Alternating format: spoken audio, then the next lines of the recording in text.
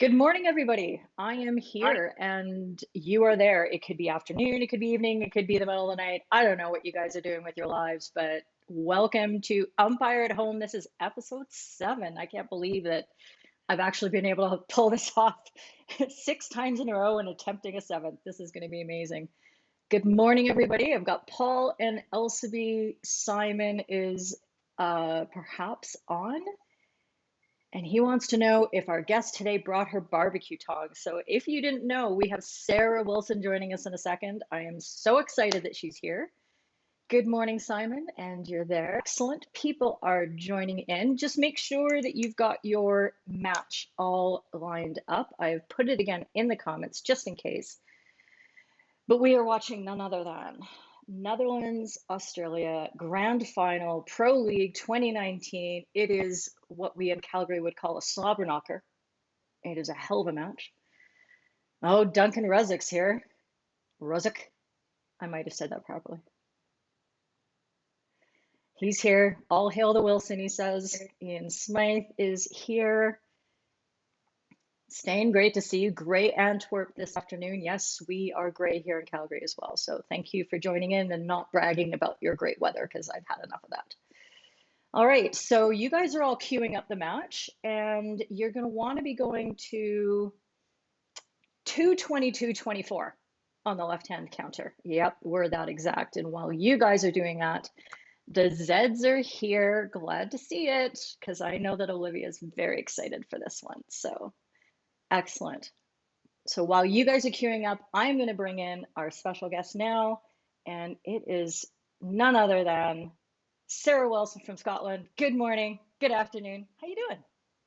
I'm good, thank you. Yeah, I have my barbecue tongs with me today.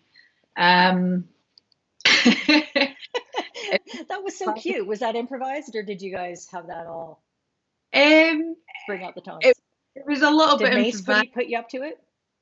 Of course he did, Ah, and I happily obliged, not entirely knowing what the script would be until he sent it through. But it was good fun, and I think it's a good concept what he's done. So yeah, yeah, really good. very, very cute. I enjoyed it very much. He needed some more umpiring clips. I just think that probably would have made the whole, show a little bit better, but I'm biased that way. Everything should have an umpiring clip. That's good. We got Sometimes. lots of people queuing up here. Lee Barron is on the broadcast. Nice to see you. Daniel Gonzalez Alvarez. Good morning, Perjuano. Nice to have you. Normal. See, there's so many regulars now. It's like, hey, I feel like I'm seeing all my old friends and stuff. So I'm really glad that you're joining in for this broadcast. Make sure that you have queued up your game. We are going to start the Q1 probably in about 2 minutes. Rob Tenkat is here to adjudicate my umpire managing. He makes me super nervous. I'm not going to lie. There's not a Me lot of too. people that make me nervous, but he does. Oh, look at that. Your sister's here. I'm going to put that on. I love it. She's living in Germany now, so Oh, is that right? Oh, good for yeah, her. she's playing hockey over there, and she's loving it. So it's good to hear from her. Oh, nice. What club's she with? Um, that's a good question. She was with UHC, Uhlenhorster, and now I think she's with Polo, Polo something or other, just outside of Hamburg. I'm sure I'll get a message to say that I'm wrong, but uh, Wouldn't be a shows how much sister if she didn't. attention I'm paying. Right. Oh, we've got Alvaro from Argentina on. This is great. Nice to see some more people from the PAF region. So when I set up the times here, Sarah, I try to make sure that there's one time that'll allow for sort of Europe and North America and Argentina and all the South American regions, and then the Wednesday broadcast is more geared for the Antipodes and Africa and all that kind of stuff. So hopefully it's going to be we'll start getting more and more people on from all the regions, and it should get That's awesome. excellent. No, it looks like Alex is affirming your conclusion there, so you're safe. All right. So, is there anybody who's struggling to get the match up? Because I'd love to get started right away. We got a lot to talk about in this game. It is amazing. So many great things. And there'll be a lot of things on the audio that we're going to try to mention if we don't get too distracted, because I absolutely loved listening to this game. It's not often that we get the Pro League broadcast where we really get a nice, clear stream from you guys on the pitch. And also when you're talking up to, with the video umpire and that sort of thing. And this game was just so clear. I guess maybe you had the best technology out there. Who knows? There we go. Shelly Price is ready. Derek is telling me it is literally 12:05 in the morning, midnight. Thanks for coming on. Good to see you. Simon, Robert, they're ready. Okay, last time I'll just put the match up one more time so that people have it. And Sarah, you all queued up? You ready to go? Good to go. All right. Okay, so if we're all ready, we're going to start right at the beginning at Q1 in 3, 2, 1. Let's go. Ooh.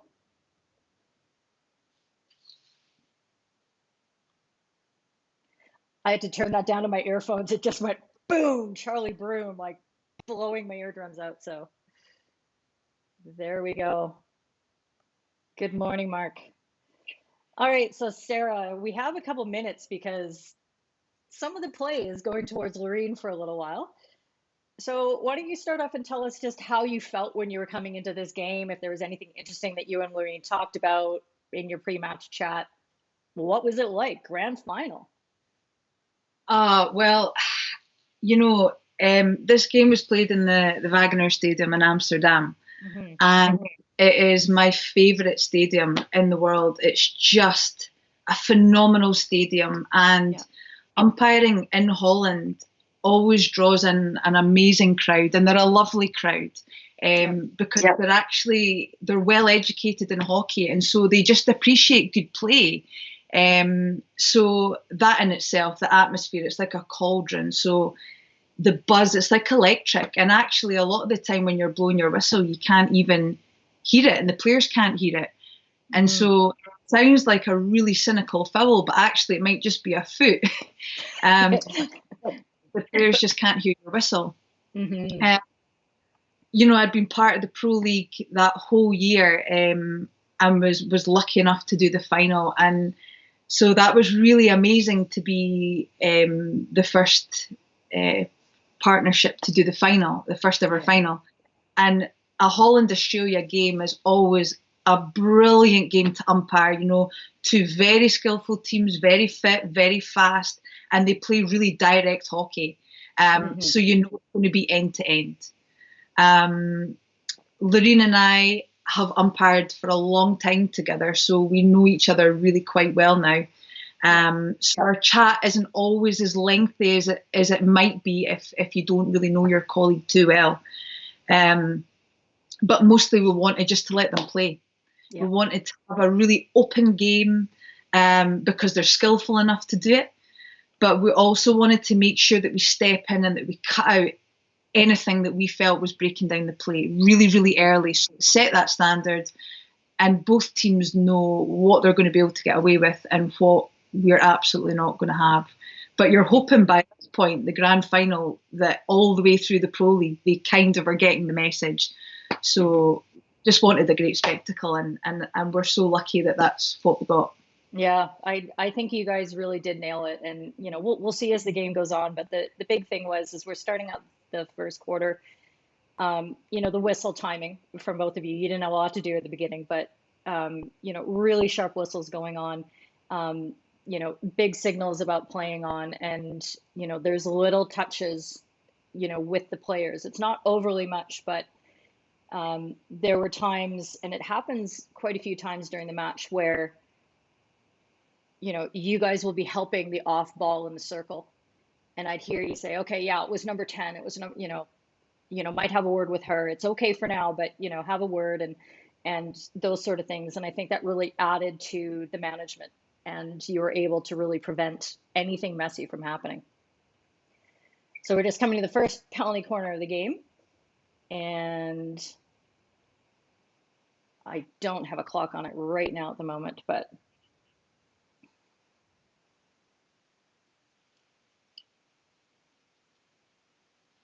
and this is game time, right? Because every penalty corner that the Netherlands get, you know, is going to be a potential goal. So do you feel a lot of pressure when you're making those decisions of the penalty corners? Do you think, okay, I got to make sure I get this right because this could be results? Is that something that ever Yeah, I mean, into your brain? I think you go into a little bit of autopilot. I mean, obviously we're aware that a penalty corner is a big decision, but you just go with your gut. It's like any other game. Try not to blow out of proportion, and keep it simple. Blow what you see. That was a nice, easy foul. A really good corner for Loreen to get in early in the game and just kind of settle her nerves, my nerves, the players' nerves, and also just the players then have trust in you. You know, straight away, Loreen's whistle timing was bang on there. Really, really nice and early, nice and sharp. You see the Dutch girls' hands are going, yep, we've got it, guys. You know, it's dead easy.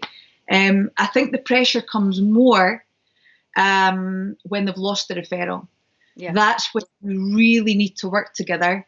You need to make sure that your positioning is on point so that you're minimising error in the circle, because that's important. And if they've lost the referral, then penalty corner decisions do become even more important. Absolutely. A little question from our friend Simon here. He was asking your positioning, your PC positioning was well off to the left in support. So that's something that you guys have been working on sort of for a year and experimenting with that. Tell me a little bit about that. Okay, so for a long time we were actually positioned out there, and then in the more sort of, let's say, modern day hockey, we started being positioned more centrally, and actually that was to look at, okay, what's the ball height? Is the ball going on target? Is it going to be a penalty corner or not? You can see obstructions. And when we got to the Women's World Cup in London in 2018, we were asked to position ourselves much wider. Mm-hmm. And the reason being is you spend your entire game out there and you adjust to seeing out there. So why all of a sudden, just because it's a penalty corner, are we moving to the middle of the pitch? So, you know, you're being asked to change your position at a World Cup, which was quite a significant change, I have to say. Mm-hmm. I liked it and kept it. I'm not as wide as we were being asked to be. I've kind of found a happy medium where I feel I can see the gap between stick and shin pad better, rather than all in one line. Okay, you might sacrifice the penalty stroke call a little bit, but you've got one post covered, your colleague's got the other post covered, and I think between you can see it. We've got video referral, should we not see it? Plus the speed of the game now, one pass and you're out of position. So if you're already out there, it's a turnover ball, get yourself out and get yourself up the pitch ahead of the play. Yeah. And I think that brings up one of the interesting things is whenever you're coaching and managing umpires at a bunch of levels, is that there's not a one right way to do many things. There's responding to the level of play, the teams that are there, what extra help that you have, if you have radios, if you don't, if you have video referral, which most of us don't. And that it's about understanding the why. And I try to get to that as much as possible. It's like, so why would you move out to that? Oh, now you've thoroughly explained it and it works in that situation. When I'm doing a local women's league match here, I would want to be in the middle because it's where I need to give the most help. And, you know, I can mostly, you know, keep up with the play at that level. So for those of you playing at home, it's about understanding, okay, that works in this situation. What works for you in your situations? And what are the factors you're going to take into account? So that's really good advice. Thank you for that. And Rob would like to know, Mr. Tenkat, do you keep that when you're at home and you're doing something lower level? That's an excellent question, Rob. I would say that I would definitely come in more, but I still create an angle. You know, we're always encouraged to create angles. And so I think sometimes you can be caught a little bit flat. And I think just that slight angle, for me, it does make the difference. I think my decision making is more accurate from that position. So I probably wouldn't be as wide. I would become, you know, a little bit more central, but I still have an angle on that. All right. Excellent. My friend Ali from Paraguay is on board. Good to see him. I just like to give shout outs to people who have joined in the broadcast. It's very nice. So just coming up in a few seconds, the ball wasn't in the air that much during the game, but what I liked was that you guys did a really good job of calling those really quickly. And there's one that comes up where right at about 6 minutes on the game clock, so in about 15 seconds, we're going to see the ball kind of coming into two players who are technically within 5 meters of each other. But this is where I'm seeing you guys, you know, taking the aerial interpretation. So here's the ball going up right here at about 5:55. And even though there's a player on her back, the initial receiving area was in front of that attacker. And then the two defenders were trying to cut into that. So I think that was, you know, absolutely the right call, because as it's coming in lower, she can safely receive that. It's not dangerous to the defender behind her. And then when those two are infringing, that's when you're gonna make the decision and call the free hit. So it's tough. Hey, the aerials are moving and evolving really quickly, huh? Aerials are tough, you know, and it really comes back to awareness. It comes back to pre-scanning. As soon as that ball goes up, it's dangerous. So, you know, we're being asked to call that at about 20 meters, which is difficult, you know. But as soon as that ball goes up, you have to be aware of where it's coming down. Yeah. And if it's not clear who the initial receiver is, then it's going to go for the defence. It's going to go against who's lifted it. If there is someone in that space and they're in that line of the ball and someone comes into that space, blow it. And, you know, the players are getting smarter. The players are getting better at being a little bit more, what's the word I'm looking for? Disciplined.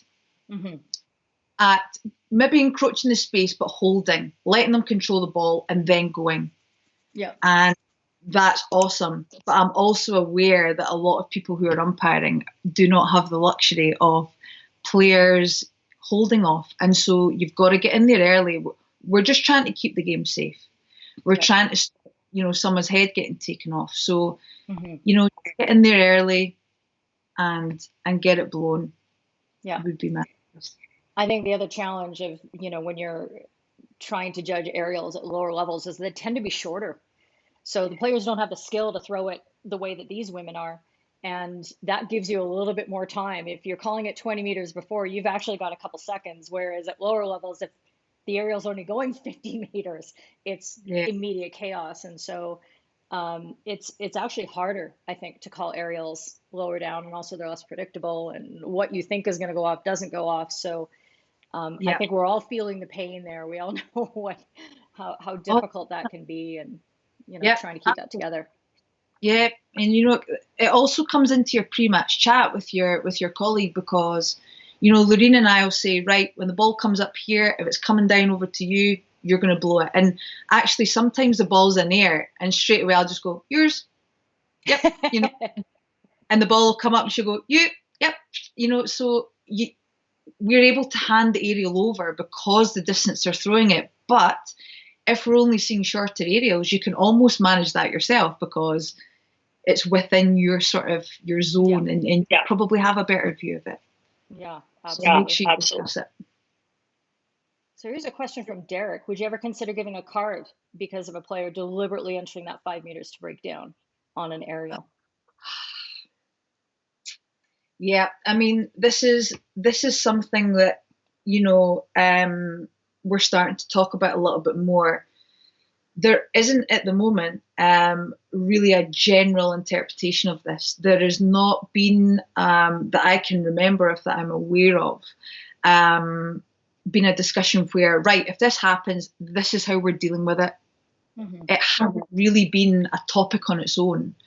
I can see why people might want to do that, but for me, I just don't feel like going down that road. Maybe because in the women's game I don't see it enough. We start to see it creeping in. We really have to read intent, don't we? Yeah. It comes down to intent, and you have to be 100% sure that that is intentional. And we don't want to lose. We don't want to lose that personal touch and that humility about it, and start pinging things on left, right, and centre. We have to allow players to challenge the ball, and so for me, I think it's quite a tough thing to sell. Yeah, I don't think we're at that point in the game yet. I don't think that we've had the aerial in long enough, and I don't think we can really state, like you said, with that utmost certainty that that was, that player should have known better. That was a high risk, opportunity. And that word intentional, it's the worst word in the hockey rulebook, because that's not really what we're talking about. We're not saying that that player is trying to commit a foul. What we're saying is that player is risking, and highly risking, that foul in a situation where something really good could be happening for the opposing team. So it's a bit of a misnomer, and it gets us into like some really crazy mental gymnastics about what the players are thinking, which is obviously something that we have no freaking idea about. So I wouldn't be surprised if, maybe in 5 years we get to a point where we feel like, okay, our culture and the way that the game is being trained and taught from the beginning all the way through, that we feel confident enough that players understand what the aerial means and how it's supposed to be played. Like, we know that players understand what a side tackle is now, so we're able to ping that, and with all that kind of certainty. But I don't think we have that with aerials yet. No, and I mean, your whistle time becomes really important there, because if you're able to blow that aerial and your whistle timing is excellent, and you're right on that aerial ball, if that player can stop and go, the player is within 5, so they can't do anything anyway. So if your whistle timing is good, then they should still be gaining a real advantage from that. Yeah. Absolutely. Okay. I don't know if you tagged the end of the first quarter there on on your iPad there, but we've reached the end of the first quarter, breezing by as I expected it would. So I'm going to let everybody make sure that they can catch up. There's a 4-minute watering halftime here, or quarter time break. And your cue is going to be at 2:03:06. I don't have Jono from Wales on the broadcast today to help me with the queuing. I'm really disappointed. Or maybe he's here and he's just staying really, really quiet. I don't know. But I'll let everybody catch up.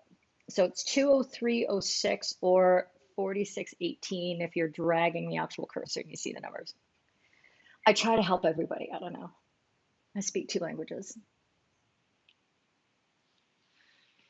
So as everybody's gearing up, I'm just going to see if there's a great question or a comment that I can pop up here. Friend Mark, another big problem at lower levels, players are just running to the ball, and it makes the short arrows even more dangerous. Yeah, so like what you were saying, at lower levels, the players don't have that discipline to understand when they shouldn't be infringing. So, and again, that's when you wouldn't be giving cards, right? Because they really don't know how to handle the situation. Yeah, I think almost part of our job as umpires is, well, I'm a teacher anyway, but we are kind of teachers. We're there to try and help them. We're there to educate them, especially at the lower levels. There you can actually talk through your decision. Okay, guys, right, remember, you need to be 5, he's first to the ball, or just some form of communication. And the more consistent we can be, and the more chat we can give the players, hopefully it'll start to make sense to them, and it'll start to just click for them. Absolutely. So a couple of people, George here and Fraser, talking about the infringement on the goalkeeper. And I think what you should be seeing, guys, at every level, is that absolutely, if the initial receiver is the goalkeeper on the aerial, then they are entitled to that protection of the 5-meter zone. The question is, you as the umpire need to be focused on, who that person is. And sometimes it's the goalkeeper who has been sitting back on their line and they come rushing up and trying to, cut down the space for the attacker. And when they don't, it usually ends up being a pretty dramatic attacking opportunity there. But yeah, they should be there. Look at some funny comments there. But yeah, and let's see what's Mr. Tenkat's contributing here. That yeah, it's something that as a community that we should be looking at, bringing on board on agreement, no surprises and that sort of thing, and getting the communication flowing down the level. If we start looking at this as being an intentional foul, who knows? Okay, we are going to get started in Q2, and I hope everybody is ready to go. We're going to have our first clip at about 13:30, so don't let me skip on this. I'm sure we won't because it's a big moment, but I don't want to miss it. I don't want to miss it. The conversation's too good. Okay, so if everybody is ready, we're going to get started in 3, 2, 1, and let's go. I love this spider cam view on the broadcast. It is amazing. I love seeing and overtop the circle because you can just see the movements of the players and how you guys are moving. It's just, ooh, so good. Cool. Simon Webb's asking, during the quarter time break, do you have a little chat during that 2-4 minutes about what's happened so far, if there's any adjustments to make to your game plan? Yeah, we do. Yeah. I guess it depends on who you're with, but Lorene and I will always just, it depends on how the game's going. We were pretty happy with everything there, so it might just be as little as, you happy, you okay, you good, and she's like, yep, keep it the same. Sometimes it's actually, it doesn't go with this game, but it might be that your colleagues maybe not had a great first quarter. I'm not saying that about this game in particular, because Lorene's been fantastic as always. But it might be that your colleagues maybe had a video referral or two gone against them, or, they've maybe not just been quite with it. And that's your opportunity to just say, right, come on, let's go. You've got this. It's a motivation. It's come on, quick whistle. Remember what we spoke about? Just reinforce, just emphasize all your key things that you talked about before the game. And that's part of being a team. That's part of being a partnership. And that's what makes a good colleague, when you're able to recognize when your colleagues maybe just not quite there, and you need to just give them that little bit of a hand and keep talking to them, motivating them, and positive praise. Sometimes it might be a time for you to offload, oh, I can't believe I blew that aerial, or I can't believe I did that. And it's, okay, no worries. Let's just keep it simple. Remember the game plan. We're good, So Lorene and I, I'm pretty sure there our chat was all good. Yep, happy. Yeah, right. Let's just keep it the same. Keep it the same. Let's go. Yep.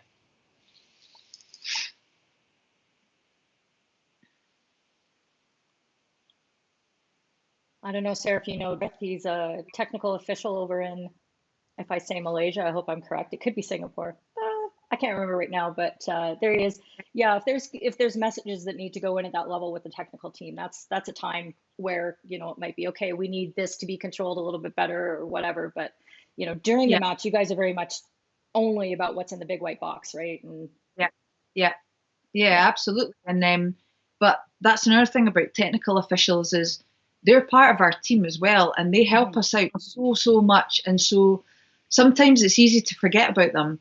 But they're as much part of the game as we are, and we need them to help us with sometimes rules that we don't always know about or remember about. And they're right in there saying, no, the goalkeeper can't come off, or no, she's got to use this stick or whatever. They'll help you out when you're under pressure. And sometimes it might be, if you're on the bench side, you need to just have a quick chat with your TO and say, that coach is giving me a lot of chat on the sideline, or can you just keep the players back from the side of the bench a little bit?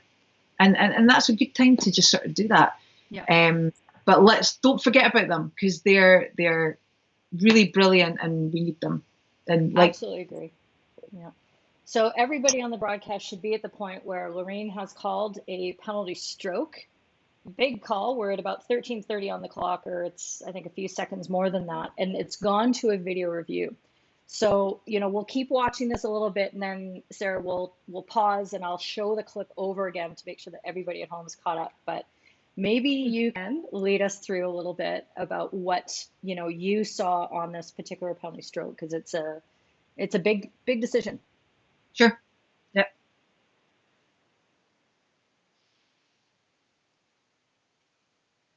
So I've just still got it rolling. Marson's giving the recommendation to go with a free hit.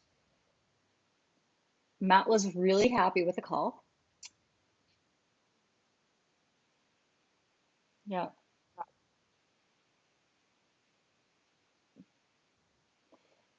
And it is interesting because the commentators, they're doing a good job trying to look at the other side and what they think may have been the decision. So if everybody's paused here, the broadcast at about 13:15 on the clock, we'll go back to the clip. But as we go to real time,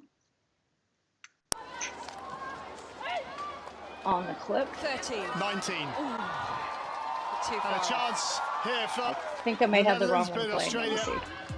I do. Hang on. 2-on-1 situation as Vane runs into the circle. Here's Matt Laird. Good save from Lynch. So Matt takes the shot, and then Good. Malone comes Well, it's a in penalty stroke. from the Given against backside, Malone. and there's a bit of a Tackle on Matt Laird. Can they refer this? bit of a collision there. So at the time, Sarah, what did you see from your supporting position?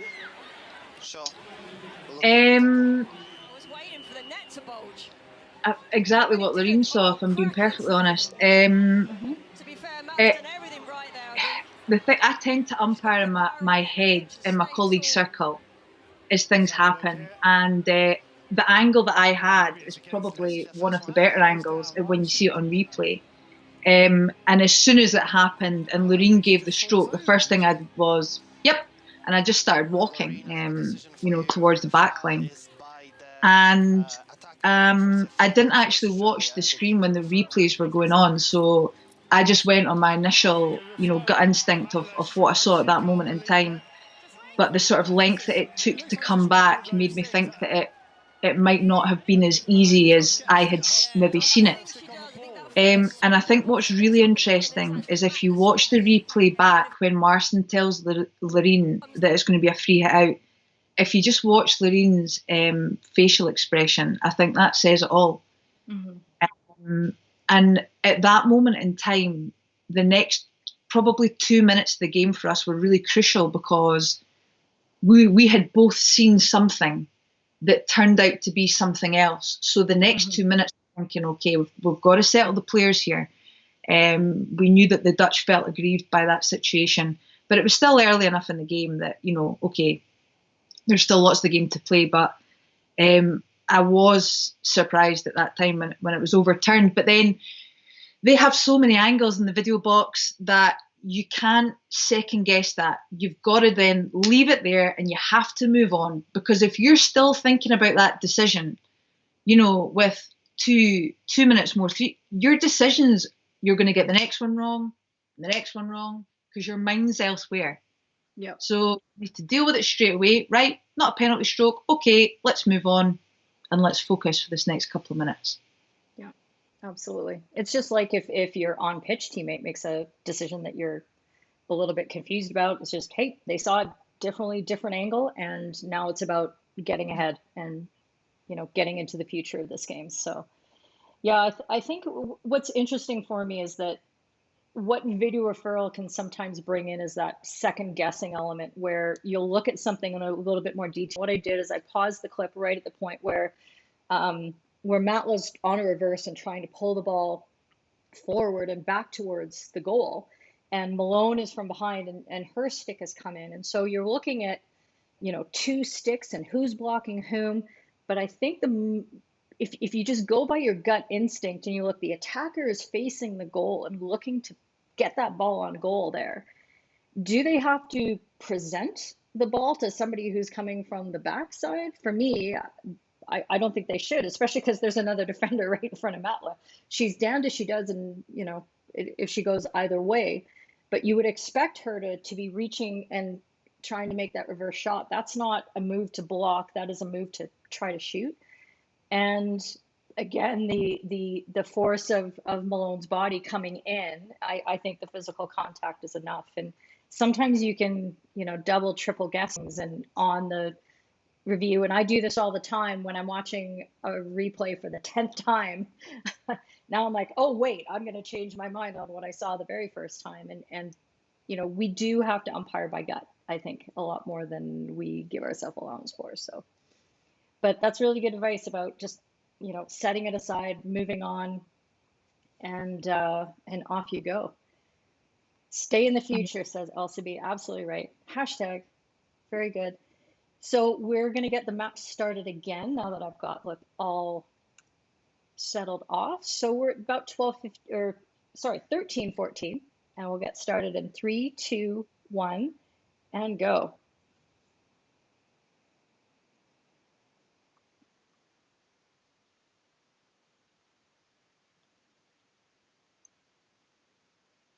Ian's just asking if you had a conversation about it afterwards, either with Marcin or your UMs or anything like that.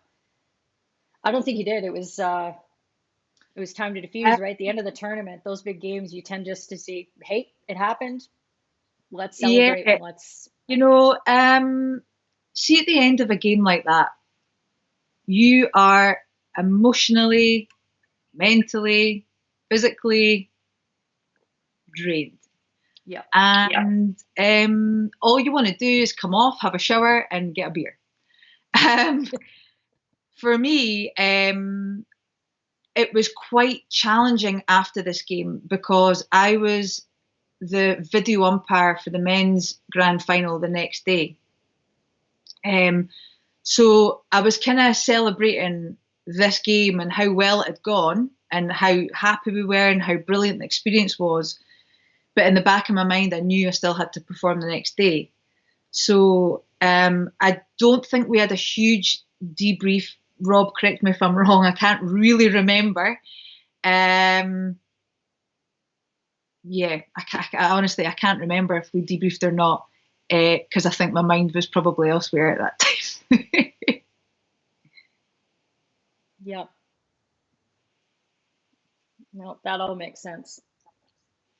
And think about that when you're an umpire, manager, or coach at home, and you've had your team out there doing a big game, and think about emotionally how they're feeling after that, and that it's a really good time just to let them just soak it in, process the emotions, process the experience, and if there's things that you need to talk about, you leave that for maybe a day or several hours later, but give them that moment in the time. It can be really tempting to want to try to, well, it's fresh in your mind, I'm going to debrief you right now.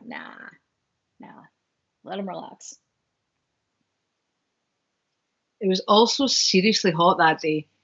And, coming from Scotland, it's not exactly my natural climate. So just making sure we're taking a lot of fluid on. Yeah.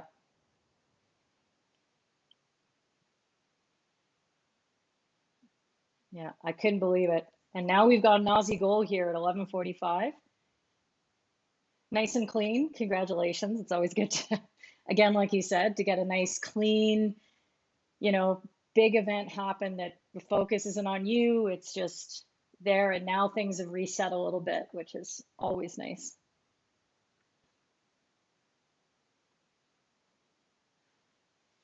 Yeah, Sarah, I don't know if you remember, but I was there in the stadium for this tournament, which was unbelievable. Like you said, I'd never experienced hockey in Holland, and I was just I couldn't believe the fans and all the atmosphere, but I couldn't believe that it was like 35 degrees in Amstelveen.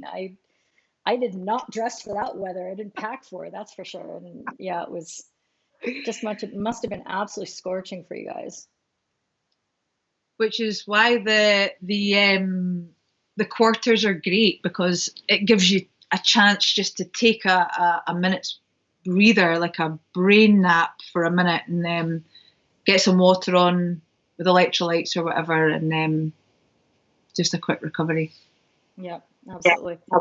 So on the broadcast right about here, we're at 11:22, and Loreen has called a penalty corner for a ball on the body, and Australia is taking is rolling the dice here. on the referral looking for that. And I mean, it's a tough one. It's fairly close to the knee here, but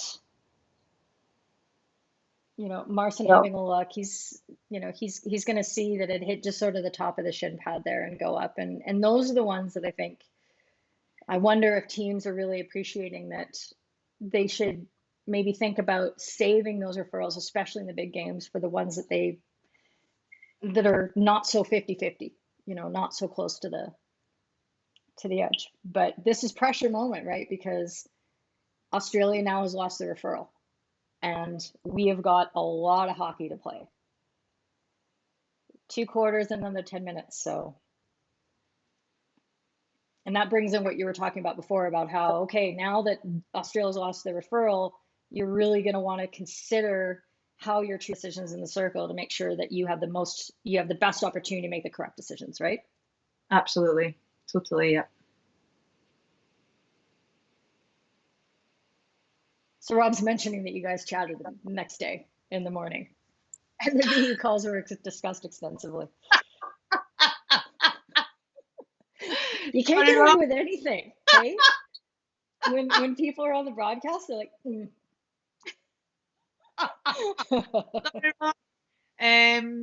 yeah. I definitely obviously your remember. debrief made a big impression, Rob. That's what we really need to take out of this situation. I remember it was unforgettable.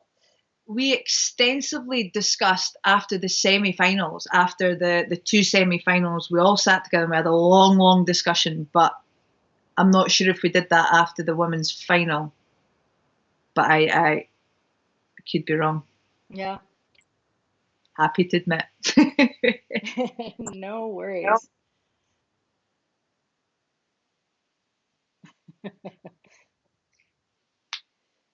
So yeah, Marit's just noticing, do you feel the pressure of a missed VR from the teams? And yeah, like you said, it's something to keep in mind. Sometimes it's frustrating. You just think to them, oh no, don't use it. Don't use it. You're going to lose it, and then you're going to get on at me if I miss a foot in the circle. So yeah, I think they're getting there. I think we're getting a little bit smarter at using them at the right time, and potentially thinking, okay, this is the umpire's interpretation. Probably not going to win this one unless they think it's really, really wrong. So yeah, you do feel the pressure, but that's just where you and your colleague need to just tighten things up a little bit in the circle. Yeah. So if people playing at home are watching right now, we're at about 9:35, and Australia is going to turn over the ball in the midfield here.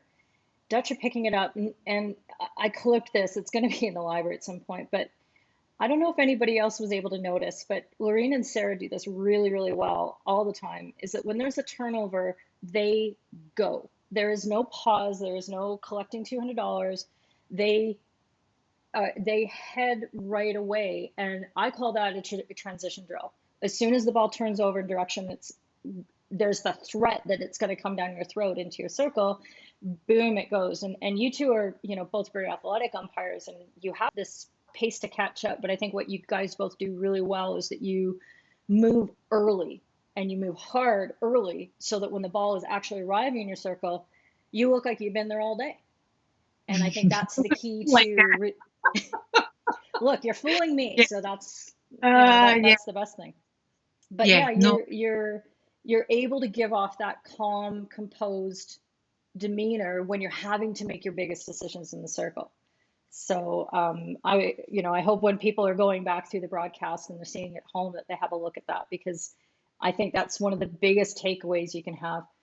Now we're at about at 8:45, and I didn't pull the clip into the broadcast there, but you're giving a green card here after a bit of an advantage. Little shove on Ava DeHuda. And what I really like about that moment, again, if you're listening to the broadcast at home, is that you and Lorene talked about it. And Lorene's like, yeah, you saw it, so go ahead. I trust you on that one. And you'd marked it in your head so that you knew the next time the whistle goes, you're going back to it, right? Yeah, And Ava made sure I knew about it as well. She sure did, didn't she? Sure did. But yeah, it was just, I just remember thinking it just was unnecessary. It was totally unnecessary. And we don't want that sort of thing in our sport. So yeah, let's just deal with that.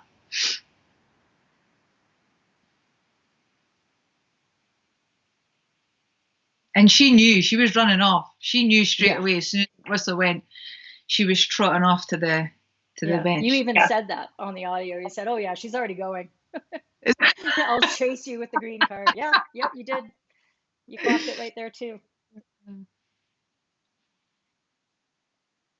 And that again is what's really nice about this game. And for everybody at home, I really encourage you to take the opportunity to watch it again without listening to the two of us talking over it, and listen for the communication between and Sarah, because it is a masterclass on being proactive about keeping your colleague involved and on the same page, and setting the standard of, okay, I'm not going to deal with that right now because that isn't making a difference. But if it gets worse, let's deal with it. That kind of thing. And I think that really helped, keep everything super accurate and very well under control.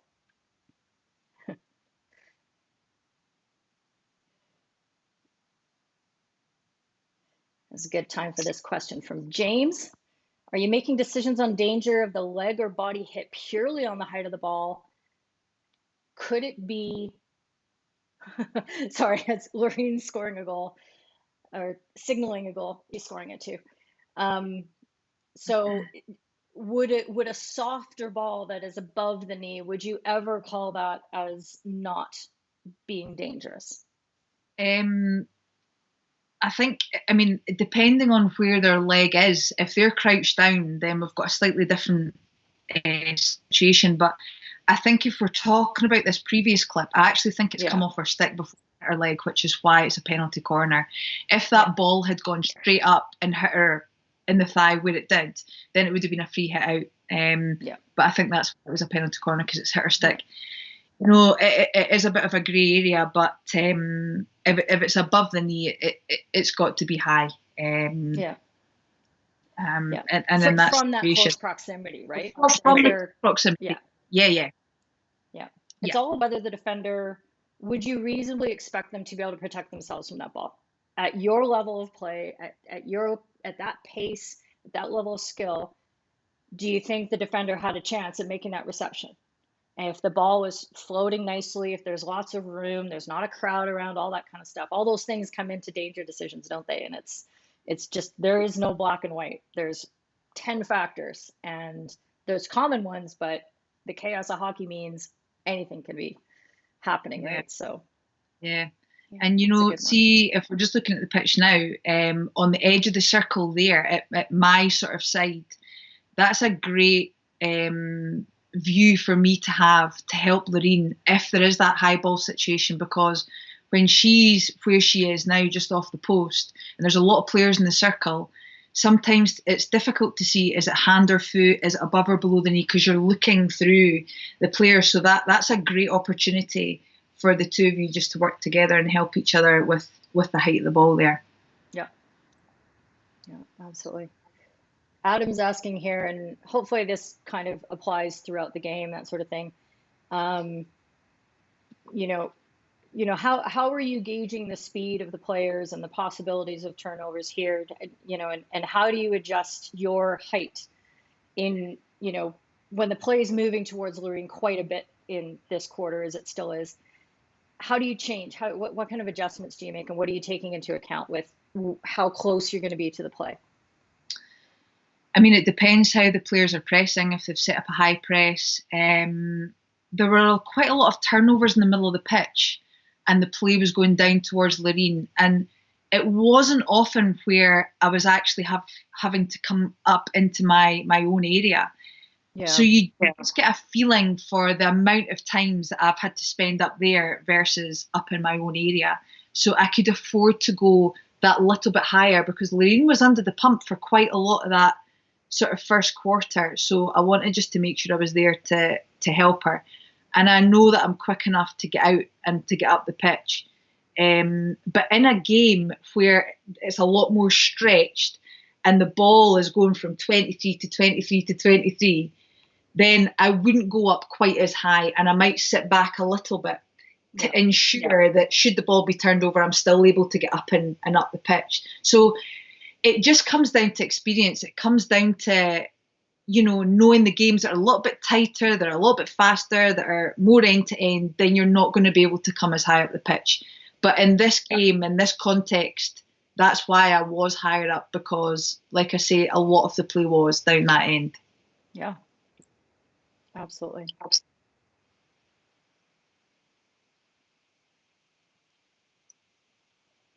So for everybody at home, we're clinging in about 3:15 with Q2. Green's had to make a couple big runs here in the last little bit. It's a good thing she's so fit, because that would have been a lot of work in that game.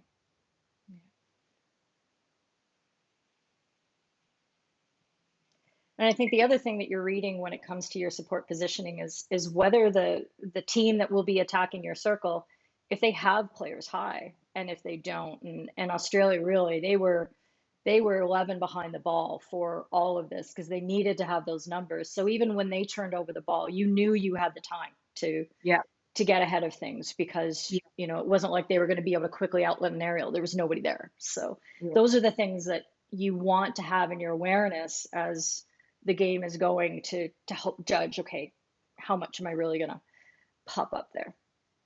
Yeah.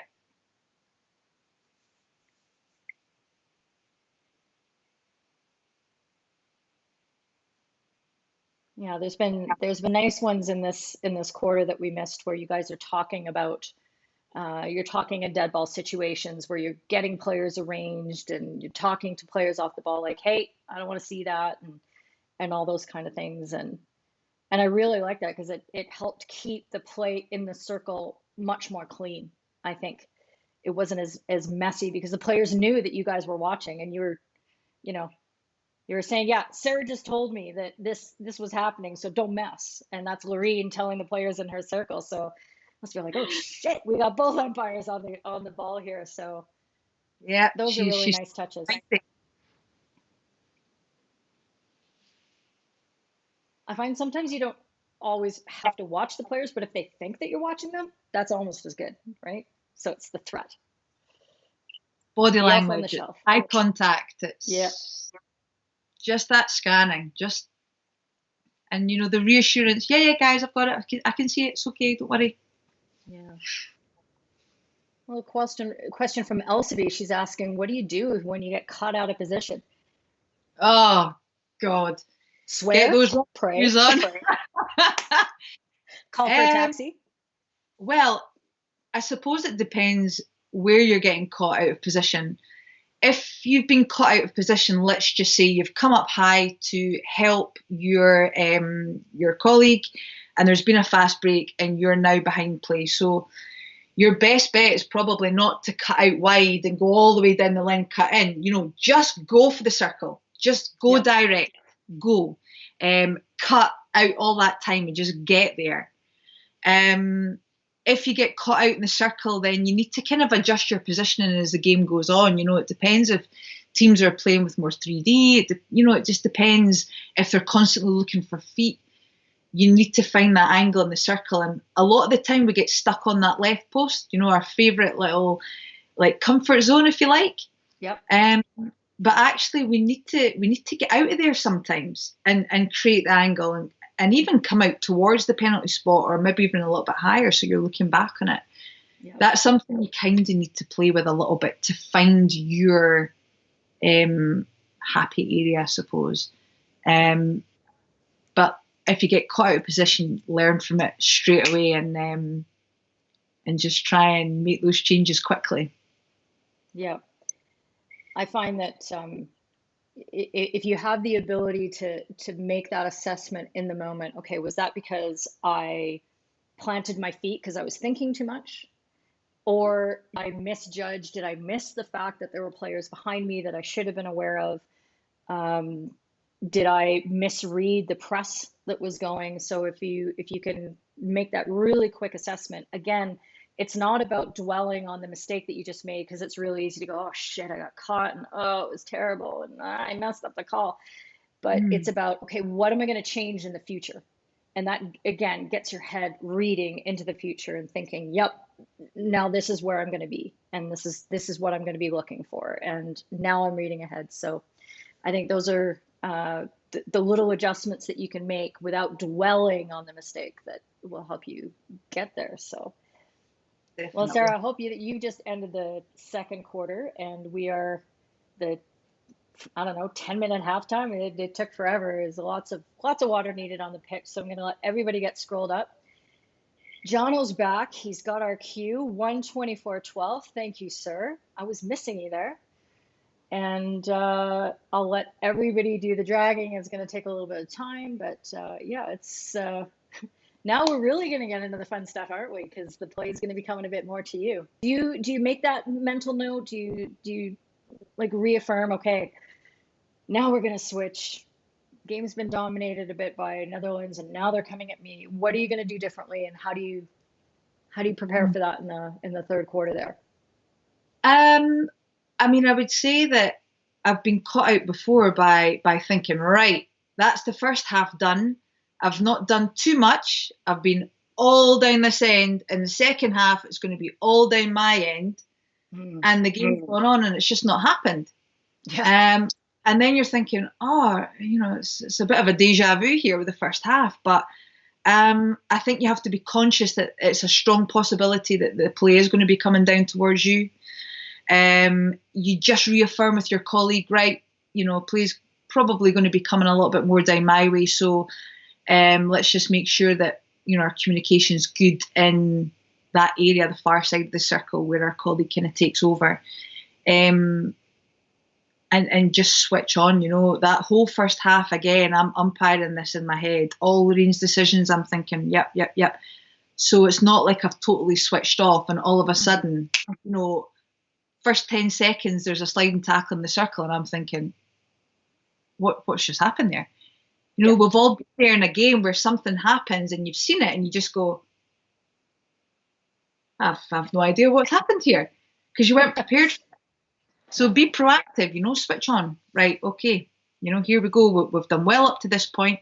We want to just carry on, keep the standard, keep blowing it nice and early. Our timing's been good. Yeah, so absolutely. So Maritz, I think Sarah's answering your question here, the things that you and Lorraine are talking about during halftime and that interminably long break that you're reaffirming those things and just, you know, bit of cheerleading and all that kind of stuff. So yeah, it's absolutely, it's just, you know, right, this was good first half. It's 1-1. Again, Australia have lost the referral, so make sure we're nice and tight in the circle, keep blowing it early. We're both feeling good at that point, we're both happy, so it was just a case of don't overcomplicate things, you know, let's not just talk about things for the sake of it. Let's get some water on board, quick chat, especially with our reserve umpire, in case there was anything that they felt we were massively getting wrong or there were anything that they maybe have seen from the side of the pitch. But again, that's another really nice support network to say, right, girls, you're doing really well, keep it going. So yeah, it's good. Cool. Okay, so I think if everybody is queued up, we're going to start that third quarter and we'll go in 3, 2, 1, and start.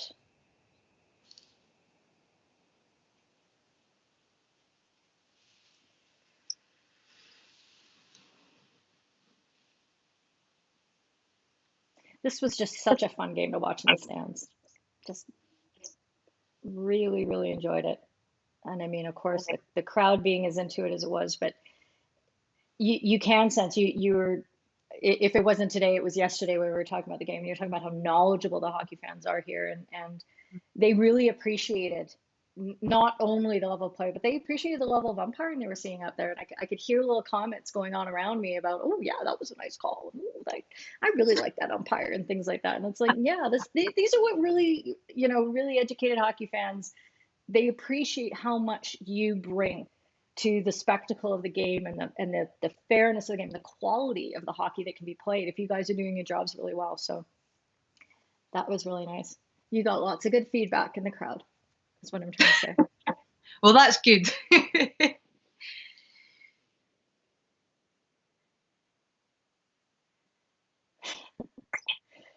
And my friend Whit here from the US is a sports psychologist working with umpires and goalkeepers. Moving past your errors and remaining in the present is one of the things you focus on. Absolutely. This is, I think we're really getting a good awareness of how important this aspect of the game is for us, and that it's an issue of, it's a muscle, it's a skill, and it's a technique that everybody can develop, is to be able to move on and head into the future there. Yeah, absolutely. It's crucial. And, you know, when you look at umpires now, there are so many umpires performing at the top level, and you think, you know, what separates their ability? What separates these umpires from being the top in the world, you know, to, you know, the top group? What really separates them? And I think now we're at a stage where it's probably mental toughness, and being able to manage your emotion. You know, this is huge pressure we're talking about here, you know, and I am my own worst critic. I'm really, really hard on myself, and I'm definitely an overthinker and an overanalyzer, and I find it difficult to move on from things. Especially, my biggest thing is when I feel like I've let people down, you know, when I feel like I've let the players down or I've let the coaches down. I find that hard to swallow because I just want to do my best for them. So working with a sports psychologist really helped me an awful lot. It's something that I'm having to work hard on, but it's definitely made a big difference. You know, staying in the current, looking at having a growth mindset, and just binning things, you know, and controlling the controllables, and stop worrying about things that are out with my control. Yeah, that's awesome, and I think a lot of umpires are going to be hearing, as you're saying these things about, I'm my worst critic, and I think everybody at home is saying me, right? I mean, I think everybody who's passionate about umpiring and who loves to serve the game like this, I think we're all like that. We're all just so mentally engaged in this, and you know, we want the very best. So these are really good words of advice, you guys, to take home, because being able to develop that toughness, but that kindness to yourself, that, you know, as long as your MO is always, I'm doing my best for the game, you'll be able to give yourself that forgiveness, that I made that mistake, but I'm still doing the best for the game. And yeah, so it's you've got a lot of friends in the crowd for sure. I don't know anybody who's at the top level who's going, I don't really care, it's fine. Yeah, and yeah, it's not easy. It really isn't easy. And you know what? You're going to make mistakes. You will have made mistakes. You're still going to make mistakes. I've made some horrendous calls. I've made some really crucial calls that I've not got right. And, you know, that's still going to happen. But it's about accepting it. It's about being able to be big enough to say, do you know what, I got that wrong. And, you know, I'm sorry I got that wrong. And then look at, okay, why did I miss it? What was my positioning like? You know, why did I miss that? Is there anything that I can do to rectify that? But I think having an open and honest relationship with the coaches and saying, look, I'm sorry, but I got that wrong. Or I'll go and have a look at the video and I'll get back to you. I really appreciate that. They know that you're not getting it wrong on purpose. They know that they make mistakes, that players make mistakes.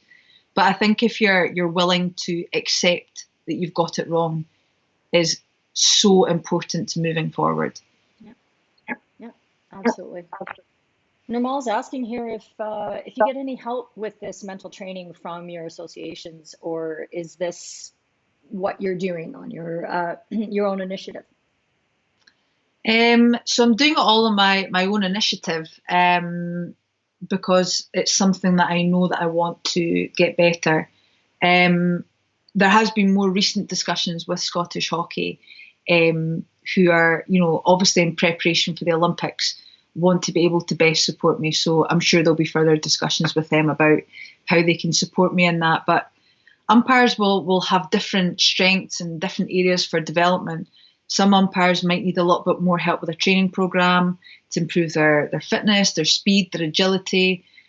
Some umpires might need a little bit more help with their interpretation, and some with their mental toughness. So everybody's got areas that they need to improve on. And it just so happens that, you know, fitness for me is something that I enjoy, so it's not so much of a chore. I'd like to think I'm always improving and always learning when it comes to interpretations and positioning and things like that.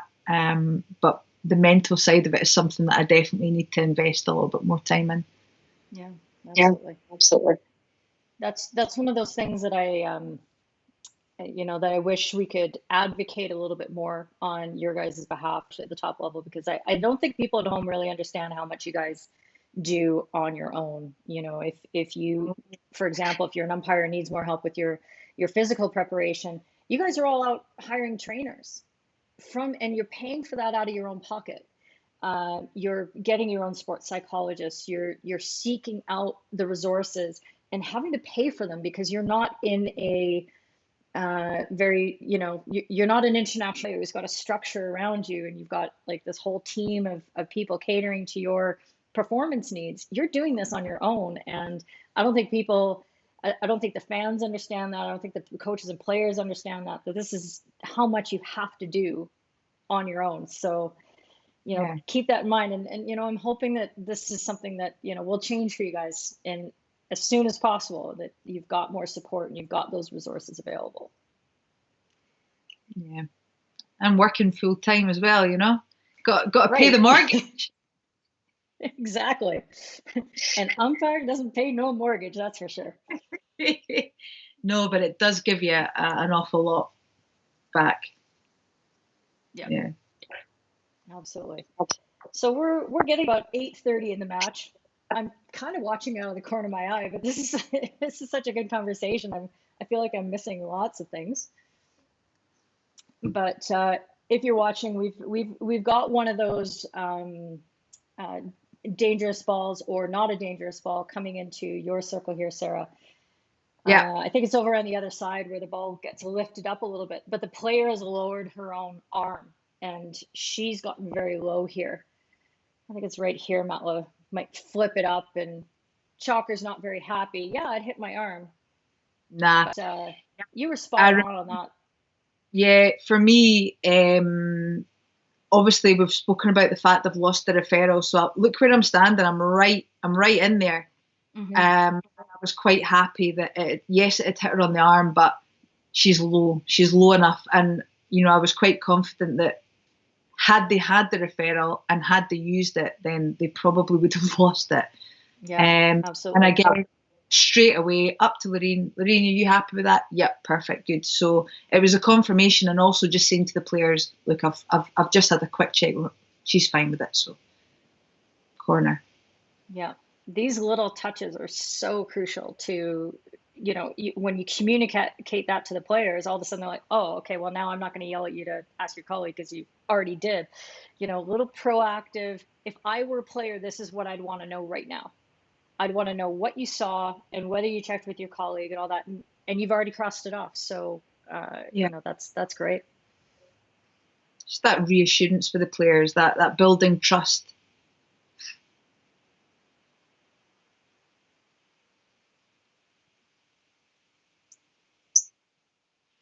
Mark's got a question about advice for upcoming umpires who want to make the international top level someday. What's maybe the one thing that you would suggest to the youngsters if they want to become the next Sarah Wilson and the next Lorraine Dethridge? Wow, there are a lot of things that I could talk about, but I think the most important thing for me is just being committed. Being open to feedback. And just keep working. Just don't give up.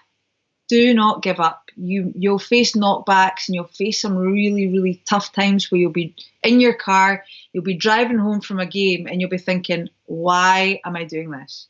What am I doing? Why am I giving up all this time away from my family, time away from my friends, to go to a game, to get abused, to come home? What am I doing?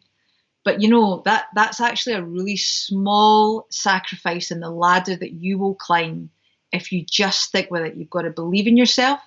You've got to be humble. You've got to work your backside off. And you just have to not give up. Listen to the advice you're being given. Work on it. Watch clips. Invest that time. and just don't give up. Just keep going, just keep working all the time. You know, I've had some rough tournaments, I've had some brilliant tournaments, and it took me a while to get over some of them. But you've just got to be brave. You've got to keep working, keep listening, and just stay humble. Yeah. In a nutshell. Right. Yeah. In a nice big nutshell. Yeah. No, I totally agree. I think that I like to joke that I was just too stupid to quit, and that persistence and that ability to keep picking yourself up, and you know, like you, I think I may have had fewer of those highlight moments and a lot more of those difficult ones. That's just the way it goes. But I really felt like the reward wasn't necessarily that I was going to get to the top. It wasn't that I was going to get to the Olympics. I was teaching myself the value of just staying in something and believing in myself, and knowing that even if I wasn't doing the Olympics or the World Cup and I wasn't doing the finals, that I was still bringing something very important to the games. And only 2 umpires do the final, only 2 teams play in the final, and there's a lot of other hockey out there that needs you, that needs what you bring, your personality, your accuracy, your passion, all those things. So, you know, even when you're going through those really tough times, don't give up, because there's still more out there for you. And what it gives you as a person, as you get a little bit older, like I am, and you think, you know, damn, this is where my character was forged, was just not quitting and being okay with the hard times. So I love that. And you know, even if we don't become Wilsons and Delforges, we can still do amazing things out there. So, you know, like if I was to ask my younger self if I could do anything differently, what would I do? And I think my answer would be relish in the moment. And what I mean by that is sometimes I was so focused on just make sure you do the right things, make sure you do this, make sure you do that, got to perform well, you know, got to watch the clips, got to do this. But, you know, I've been doing this a long time now, and sometimes I think, God, I wish I'd made more of that opportunity. I wish I'd gone on that trip. I wish I'd just sat back and relaxed and thought, this is amazing. This is brilliant. Look at this. This is fantastic. And sometimes I wished I'd just soaked up the whole thing just that little bit more and relaxed and enjoyed it. Yeah. And now I'm doing that an awful lot more, and I think it's probably making me umpire better. Oh, that's lovely. Yeah. Yeah. Well said. Just a little comment from our friend Stain here, talking about how important feedback is at the lower levels when you're working your way up. And I think, Sarah, I have no doubt that you spend a ton of time at home, you know, helping out in your community and training and teaching and giving support. And I think all of us who are passionate about the game, that's something that we feel is really important. I spend a ton of time with local people, and I absolutely love it. I actually find coaching umpires more fun than actually umpiring, which is crazy in a way.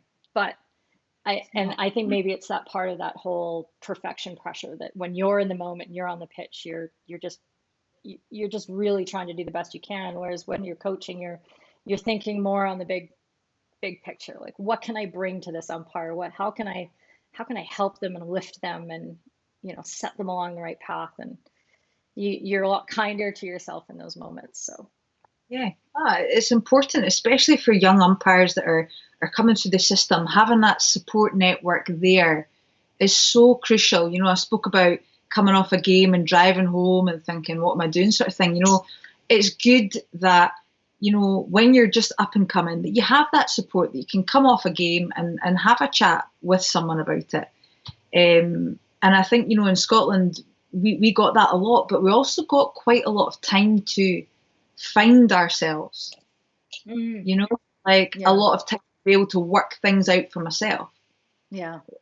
Problem solving, you might say, which I think was brilliant. I wasn't overcoached. So getting the balance between being out there and finding things out for yourself and making mistakes and learning from them, but also having someone there to guide you and to help you is really, really important. Very cool. Very cool. A little question from our friend Mike D here. Do umpires have unlimited referrals at a match? And I'm sure what he's referring to is the self-referral, the one that you're initiating. Yeah, And the so answer is so we do have unlimited self-referrals, so umpire referrals. However, they can only be used for goal or no goal, or penalty stroke, no penalty stroke. So we can't use them for penalty corners or free hits or anything like that. So we can only use them for penalty stroke or goal or no goal, but they are unlimited. Yeah, I really like that restriction because I think it gives you what you need to address the biggest decisions, and especially when a team has lost their referral and then you have any kind of question in your own mind, you can take it for the big ones, but you're not bogging down the game with checking every penalty corner. So I like that balance in the regulations for sure. Yeah, I think it me serves too. the game well. Yeah, it So we used just to only it used to only be goal or no goal, but the penalty stroke I think's a great addition. Yeah.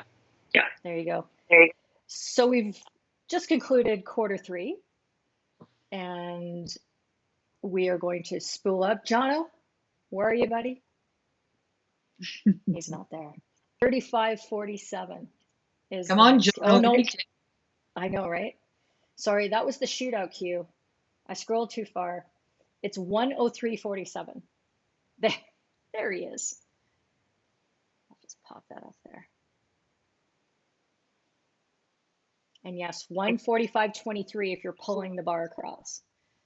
So there's the 2 numbers there, but try to serve both. And I'll let everybody scroll up because again, we've got a 4-minute break for the water, and we're going to get right into it because boom, like you were talking about when what you're talking about in your quarter time breaks or your halftime breaks, it comes right at you, doesn't it, in this 4th quarter. So we're going to get about 15 seconds through the clock, and then we're going to stop and we're going to look through the clip a little bit again because you do take a self-referral, don't you? I do. Yeah. All right, so hopefully everybody's getting queued up here, and we will start this 4th quarter in 3, 2, 1, and we're going. So here comes the ball. Here it comes towards me. I'm ready for it though. Yeah, nice aerial. Wow, yeah, you definitely are deep. Great advantage coming in. Love that.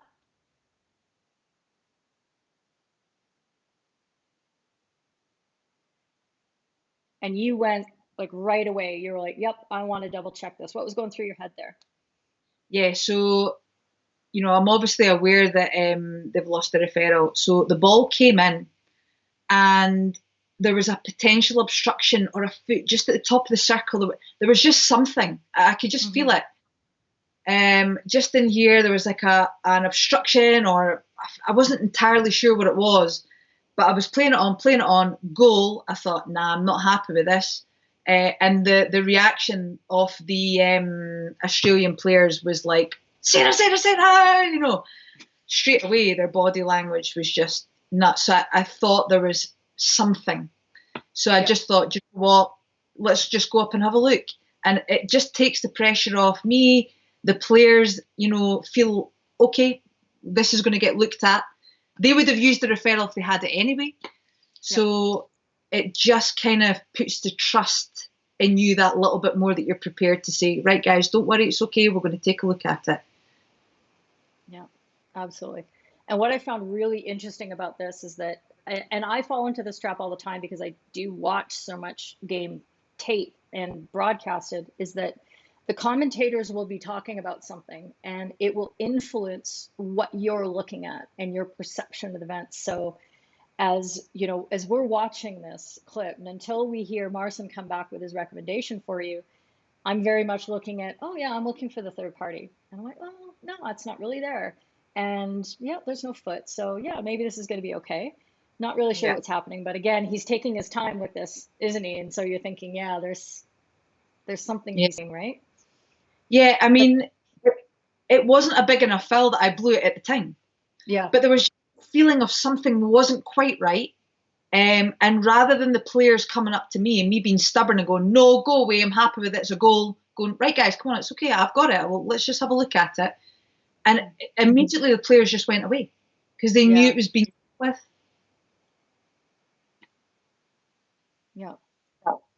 Absolutely. And now I'm at the point where Marston's explaining that what he saw was actually a stick lift or a stick interference by the attacker as she's coming through. So they do a really good job with the direction here. Alison and Anne is not happy with the decision, but again, she doesn't have access to what, we're all seeing. But as we go back, and now that the directors know what they're looking for and the commentators know what they're looking for, they look and yeah, what Marston has seen with Jonker here, it's that little push of the defender's stick away that is really, the issue there. And very subtle. It would have been really hard to see that in real time. Absolutely. There was just like I say, and straight away Eddie Bowen, I could hear her. So it was just, look, let's just look at it, because sometimes we see umpires giving goals and giving things, and the players are running up to them going, and nope, it's a goal. And it doesn't help with that trust. It doesn't help with that relationship. So I think, that's just a good situation to use it. And now we're back at, 1-1 in the final. Indeed. So that clip took or that section of the game took a nice long time. There's, a nice pause. So I didn't even have to show the clip because I think we saw everything that we needed to, and we're able to talk through it. So that's very cool. But yeah, big moments. Yeah. And I was very aware of Alison on the sideline not happy about that. And that's, again, something that you can't control. So I can't afford to be worrying about that. You just need to focus on the game. Yeah.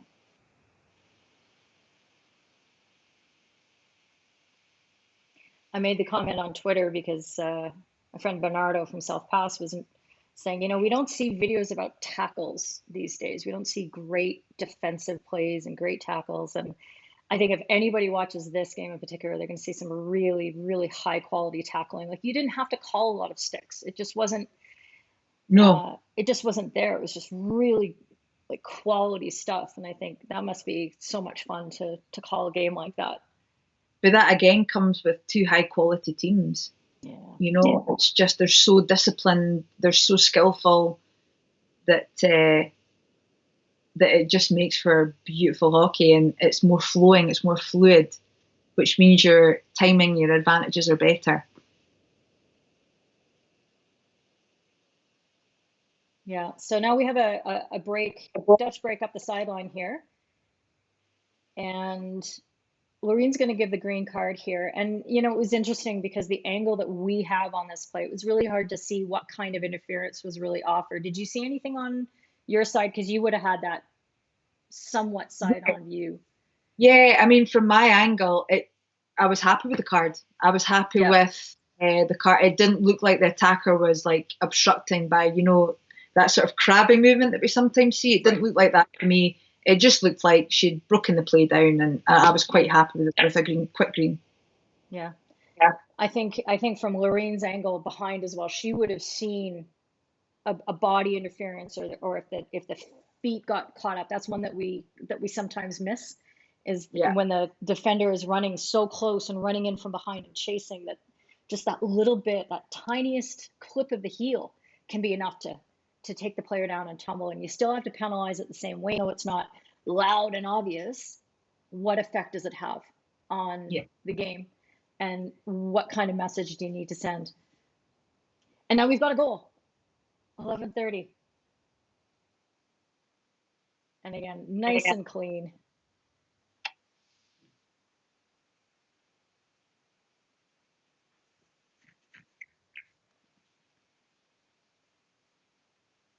Did it feel good calling that one after you had the reversal earlier? Yeah, I'm actually, it's just paused itself for a little moment, so I haven't quite caught that, but it's okay. I'll see you in a second. All right, let me know if you need a cue there. We're good to go. But yeah, this was Jonker's deflection up into the... Oh yeah, it's an absolute beauty. What a goal. Yeah. Yeah, she's really, really good at that, Kelly Yonker. She's just always in that right place for a deflection, and yeah, that's kind of her little trademark.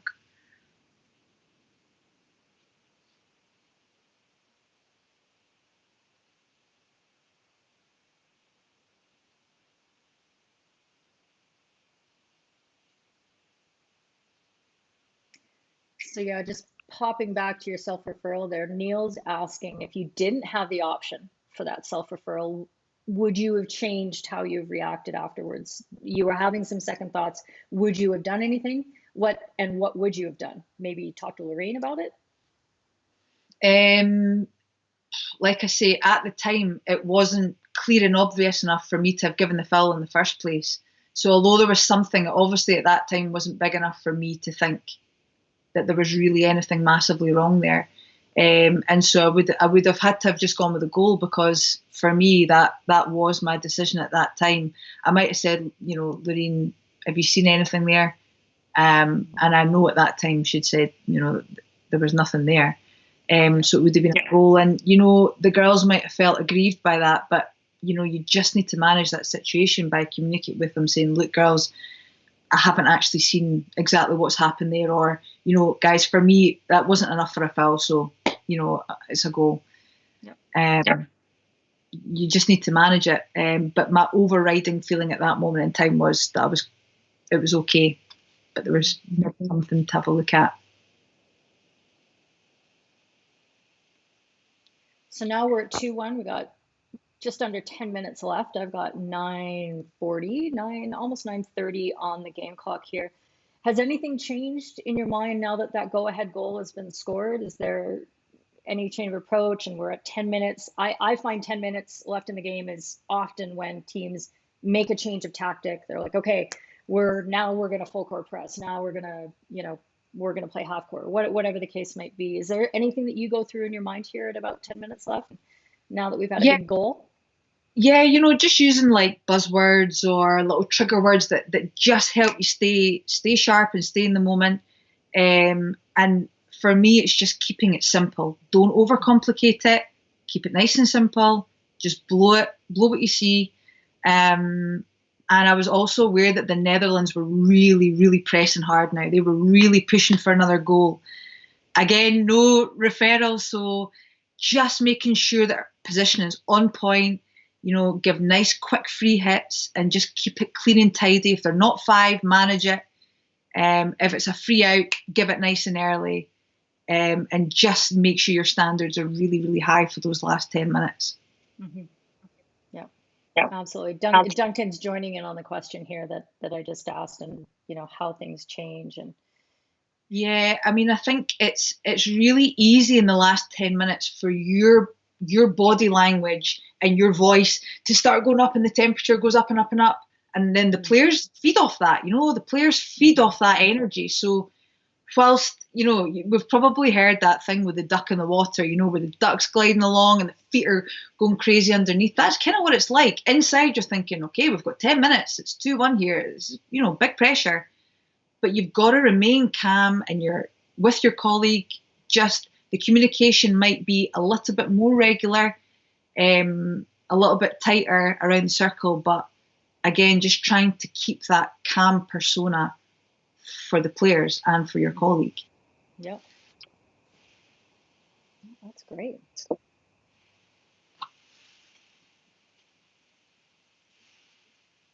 It's just end to end, hey?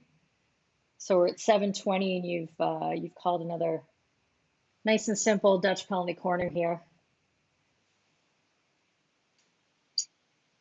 And I think it's really, you'll notice just how much when the players are coming to you with a question, if they're maybe a little bit yelly or something like that, because of what you've established throughout this game, that that's something that, oh, maybe I should be thinking about this or taking into consideration.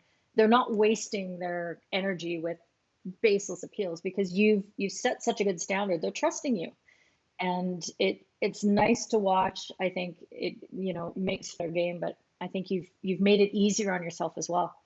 When the players are being sincere, and yeah, you just put the hard work in early, and you should be rewarded in the later stages of the game if you've got them working well for you. Yeah, absolutely. Absolutely. So I've just passed 7 minutes left with Q4.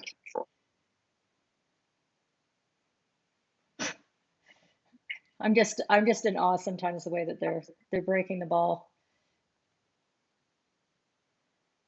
Somehow the midfield disappeared in the last 3 minutes, and the ball's just going from 123 to another 23, and so this might be where you are staying a bit deeper now, hey? Yeah, because I'm now a little bit under the pressure now. It's kind of a bit of role reversal, as we thought, was expected. Mm-hmm. It just took a little while. And the thing is, if you've watched enough of the Dutch women playing, or done their games as you have, that when they get the bit in their teeth, they get that goal, they want to score right away. They're coming at you, and it's just they have another gear somehow that comes after they've scored a goal. And instead of them being in danger of getting scored on themselves, which is true for most teams, they're the opposite. Now it's like, oh shit, now they're really gonna come through. So yeah.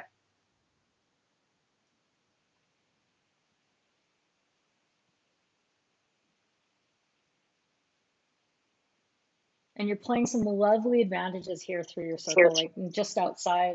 I mean, it's just creating so many great opportunities. And is there anything that you're thinking about at the end of the games in order to keep that advantage going? Because I think a lot of us, we get a little nervous and tense, and we end up getting even like jumping our whistle a little bit. How do you stop that from happening for yourself? Yeah, I think with the Dutch, they're just so skillful that they can play through a lot more than some teams, and I suppose it's probably a little bit of experience, having umpired lots of different styles of hockey, and umpiring the Dutch quite a lot, whether it's been club or whether it's been their international teams, and having the bravery to just allow them to go for it, allow them to play. Okay, one or two of them might not work out. They might not. And, that's okay. You're not going to get every single one of them bang on. But just holding your whistle, just that fraction, saves you the embarrassment of, before you know it, someone like Ludwig Velten has beaten 3 players. You're about to blow the third tackle, and she's put the ball on the roof of the net on reverse stick, and you're thinking, oh no. So it's just, the players are skillful enough. Quick freeze, and then as they get into the game, they get into their flow. I was noticing they were playing through a lot of it, so let's just keep it going. Okay, you can bring it back if it hasn't gone too far. But it's just finding that balance. It's not an easy thing. It does come with experience, but just try and play the advantage with these teams. With less skillful teams, you might need to just blow the quick free hit, because actually that's probably more of an advantage for them.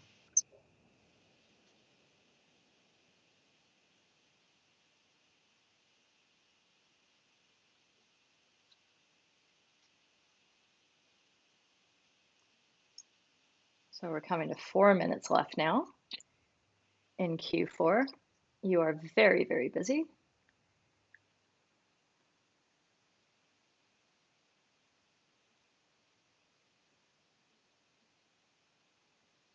So I'm hearing a little bit over the radios where you had said something, and Lorraine says, no, when they have the ball.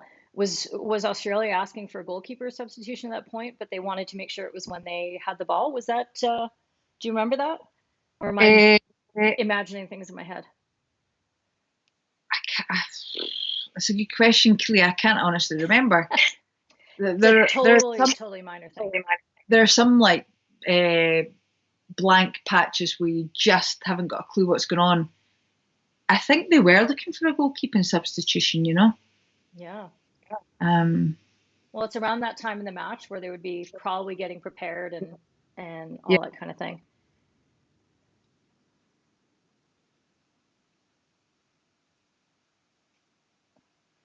But then suddenly, Australia's got the ball.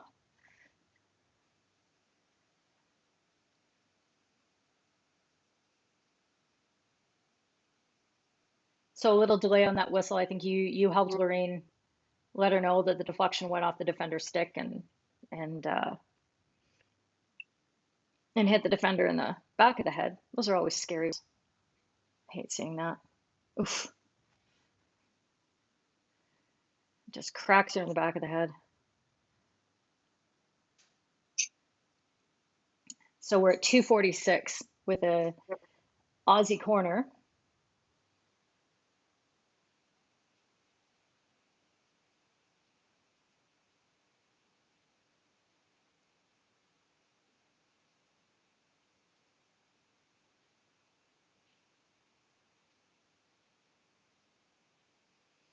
Yeah, we just had the drag flick and Lorraine spotted the fit on the line.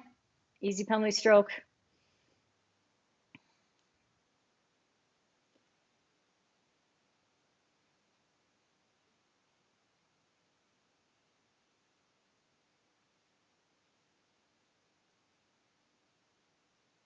I think something interesting about that positioning there for those of you watching is that Lorraine is very deep and close to the end line. And people ask me often, like, where should you stand on a penalty corner? And for me, I think it really depends on the level of play and what you're expecting to see. If you're going to have nice quick drag flicks coming at you like you would expect with the level of these teams, you're going to want to be closer to the end line so you can see, because that's where the action is. Whereas if you're umpiring at, your local level of play, domestic stuff, where the ball's moving more slowly, more of the action is at the top of the circle. And so you might want to be pushing up a little bit higher into the circle as, in your ejection position, because the hot stuff is all happening at the top instead. So that was a very, a very drag flick centric sort of position, and knowing, and it completely paid off because she had no problem seeing that foot. So.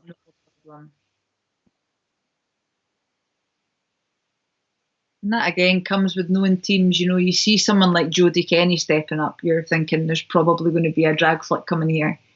Yeah. So again, that helps with knowing the teams and knowing the players, and you're able to just adjust accordingly to that.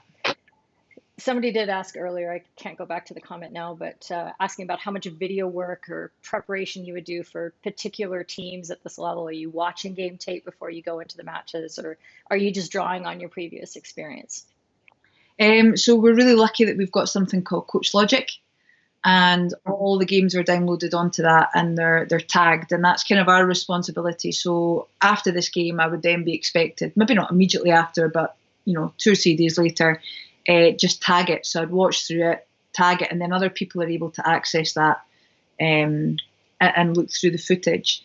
I do look at a lot of video clips, maybe not necessarily about how teams press or things like that, but more sort of individual clips on dangerous play and physical play and things like that.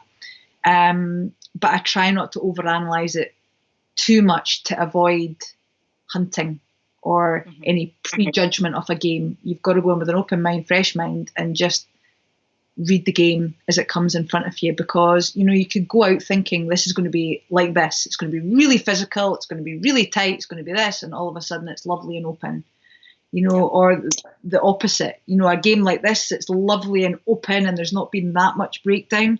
You could think, oh, this is going to be great, we can do this and we can play lovely advantages, and all of a sudden there's 2 or 3 minutes into the game a really nasty tackle, and then you think, God, I wasn't prepared for that. So expect the unexpected, definitely.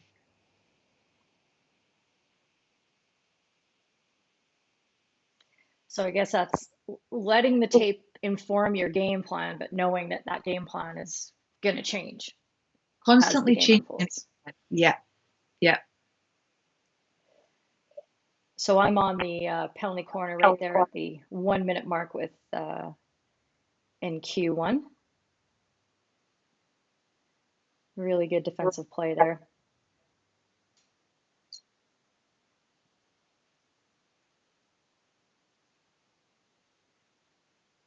How aware are you of the clock at this time? Aware. Is it like seconds? Yeah, pretty. Yeah. I know, purely because I just try and almost segment the time. So okay, next 2 minutes, nice and sharp. Okay, next 2 minutes, and by that point in the game, you're tired. You're physically tired, you're mentally tired. So using any techniques that are going to keep you fresh. So I just try and segment the time.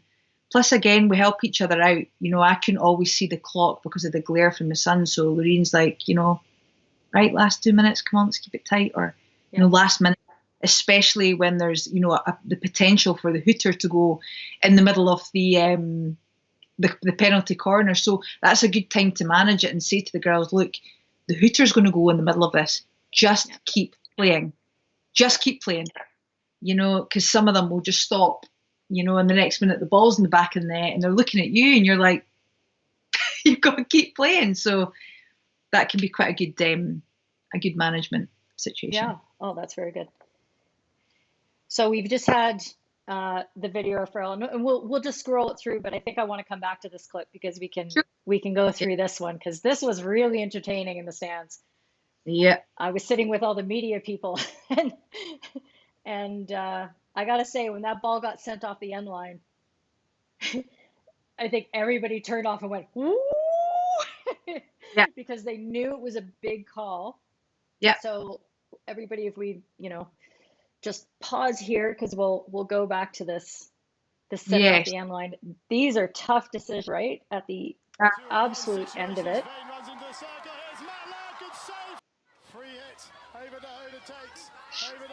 So we've got the drive through the baseline of the circle, and there's a bit of a scramble here, and the ball goes off the end line. And you made your decision very quickly, and Ava de Hoda came to you and asked for the referral very quickly. And this is when you would expect it, right? Is right at the end of the game and a big call. What were you thinking at this time? So, this is an interesting one. I actually recently had a discussion with Alison and Anne about this, and some of the other girls, and we spoke about this clip. So at that moment in time, there was, I think, 7 or 8 seconds left, final quarter. It is 2-2. They don't have a referral, and my feeling at that moment in time was that there's no way she's intentionally done that. Now, I think throughout the whole Pro League, there was almost more leniency actually on the penalty corner, long corner situation.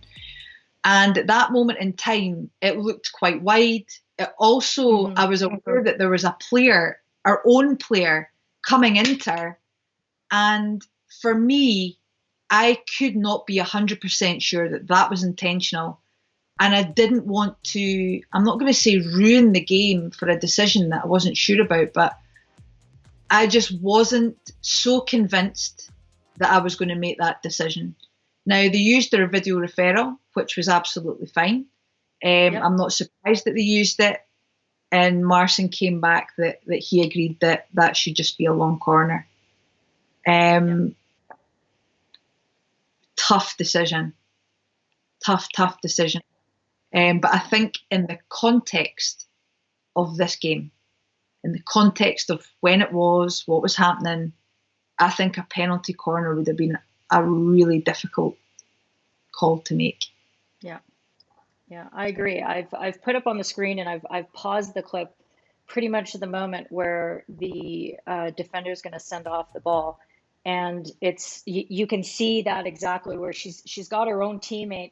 I don't know for whatever reason trying to help her, but coming in and sort of there's that disruption, but you can see from her body angle she is turned towards. She's facing the sideline. It's not as though she's facing the end line, which is, one of those dead giveaways that we look for. And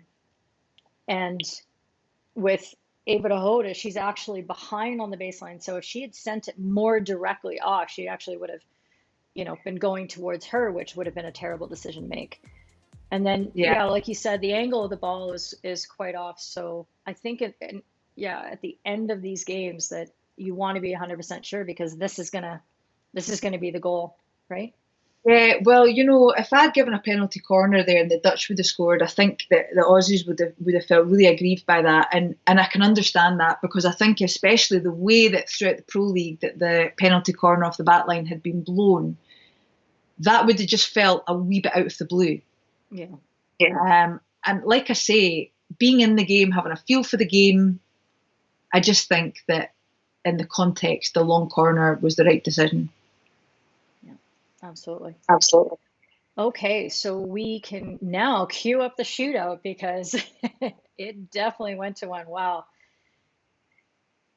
Here's John always giving us the cue at 2:13:39, otherwise known as 35:47 if you're looking at the left-hand side there.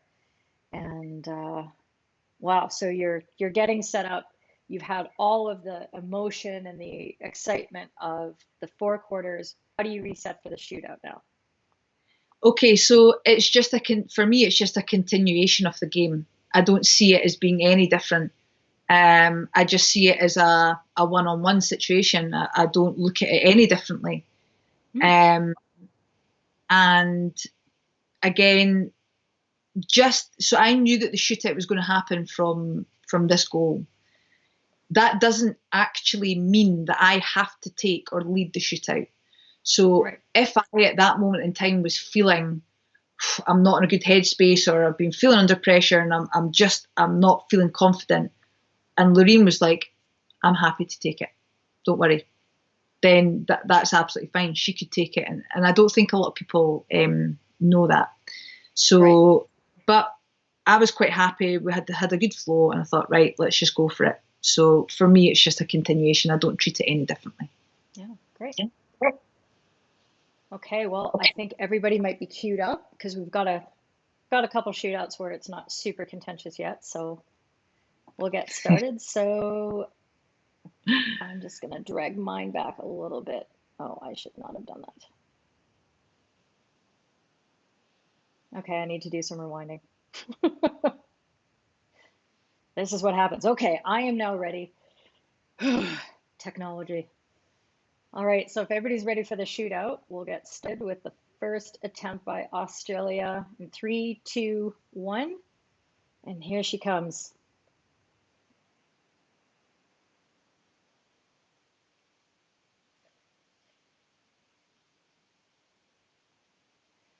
So nice and easy.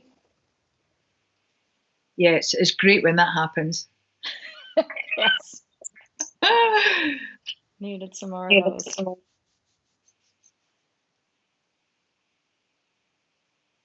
All right, Kadels is stepping up. First attempt for the Dutch.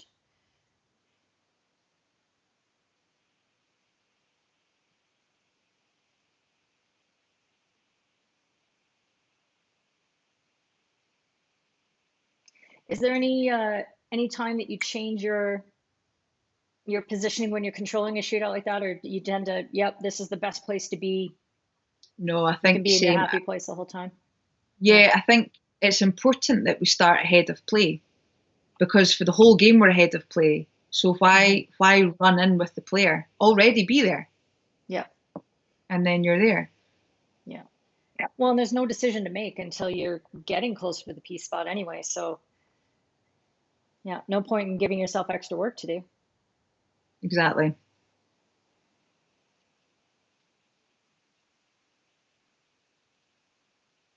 And Caroline has a question here. How much communication is going on between you and Loreen during these shootouts? Hi, Caroline. Caroline is a fellow Scot. So actually, very little communication here, unless I mean, we're so close together, which is really nice.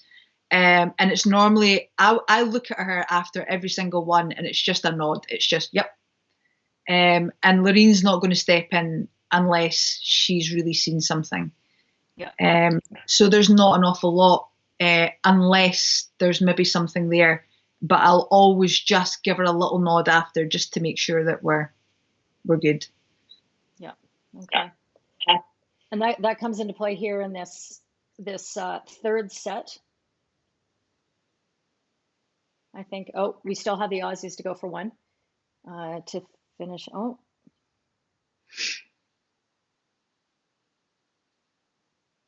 Yes, this is the one that we're looking at here.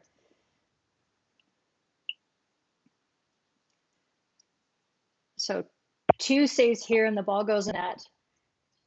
Did you hear the technical officer's whistle? Because we didn't have a stadium clock, did we, Nope. for this game for the 8 seconds? No, we didn't. We didn't have a hooter. So we went back with a whistle. And where the umpire with the whistle was actually quite far out. Now, Yeah. I was actually pretty sure that I'd heard it. And at that time, I thought it was a goal. I really did think it was a goal, but there was a suspicion that it's long enough that I have to check this. Yeah. Of course, Marson came back and said, look, we don't have the technology to do this, so I'm sorry, but it's no advice possible. Fortunately, I did go back and watch this clip and time it, and it's a goal, thankfully. But these are situations where Or you mean it's not a goal? It is a goal. Oh, it was a goal. Oh, no, it wasn't a goal. Sorry, apologies. No, we disallowed it. Yeah, sorry, apologies. I've seen it the wrong way. Yeah. So I gave no goal. Yes. And then because Marson said didn't have the sound. So actually it's about 9.5 or 10 seconds. And straight away I was like, that's too long. Yeah. And I looked at her and she's like, nah. I'm like, I need to check anyway. But we timed it and it was no goal. Yeah, that's nice. It's just too bad. Having watched like all the Pro League matches, I know the setups in all the stadiums are different everywhere, but it would have been really great if there had been a visual clock for this, and then you would have had that certainty. Because I think if there was any doubt, if it had been less time than what it actually elapsed, then again, if you were Aussie, you'd feel really maligned that isn't in place, and that came into play a little bit in the Canada-Ireland women's Olympic qualifier, where they didn't have a clock, and there was 2 shootouts that probably were over time, but we couldn't check, and Mishi just had to say, nope, we can't refer it because we don't have a clock to look at. I don't think that helps you guys. It would be really, I think, something that I would like to see at all of the Pro League, and especially for the final, in the grand finals. Yeah. It's just fair, isn't it? Yeah. Hey, our friend Yolanda's on board here. Sarah, she's a little late, but she's here. Yolanda Brada. Yes. Hi, Yolanda. What a legend. I know, you're pulling out the big marquee players here. All right. So we are at, I believe, are we at 4? 4.2 or maybe 5. Anyway, Dutch has stepped up.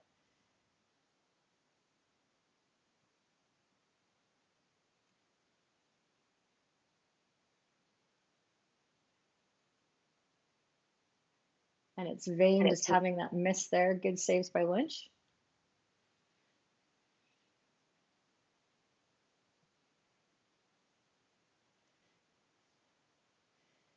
Neil Herman's giving me a little grief that I'm I'm not describing the right part of the action, but dude, it's been 2 hours. I'm scrambled.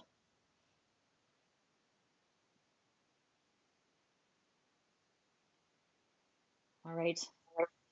And Paris is stepping up for Australia. Yeah. And this is an interesting one. This is a good one. Yeah.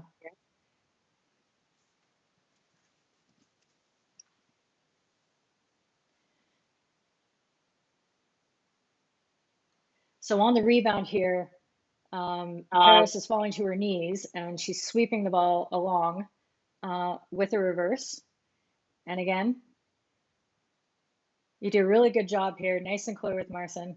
I need to check 2 things. I need to check for the back stick in the 8 seconds. And yeah, I was pretty sure it was a back stick, but the problem is if you blow a back stick straight away and it's not a back stick, then it can't be a goal because you've blown your whistle before it's gone in. Yeah. So there I was pretty sure that I thought, I think that's, there you go. And I looked at Lorraine and she's going, I think that's back stick. But that's one that you can just, put up. Marson was great. Yep, back stick. And again, it just gets the respect, the trust of all the players are sort of onside. Yeah. And that's a tough one because you didn't have the big backswing. You didn't have spray of the ball. You didn't have the trajectory of the ball looping because it was a sweep along. So it's actually just the angle of the stick, really, that's your only sign. Just that I got, I thought, oh, I'm not sure about that one. Yeah. And now we have the last one. We do. And Stam is stepping up. Yeah. And what do we notice about this one? Nothing. It's absolutely fine, Keely. Yeah. And I've written up this clip in the description, and they score. They're very excited. And really, in the whole scheme of things, we know that probably meant absolutely nothing.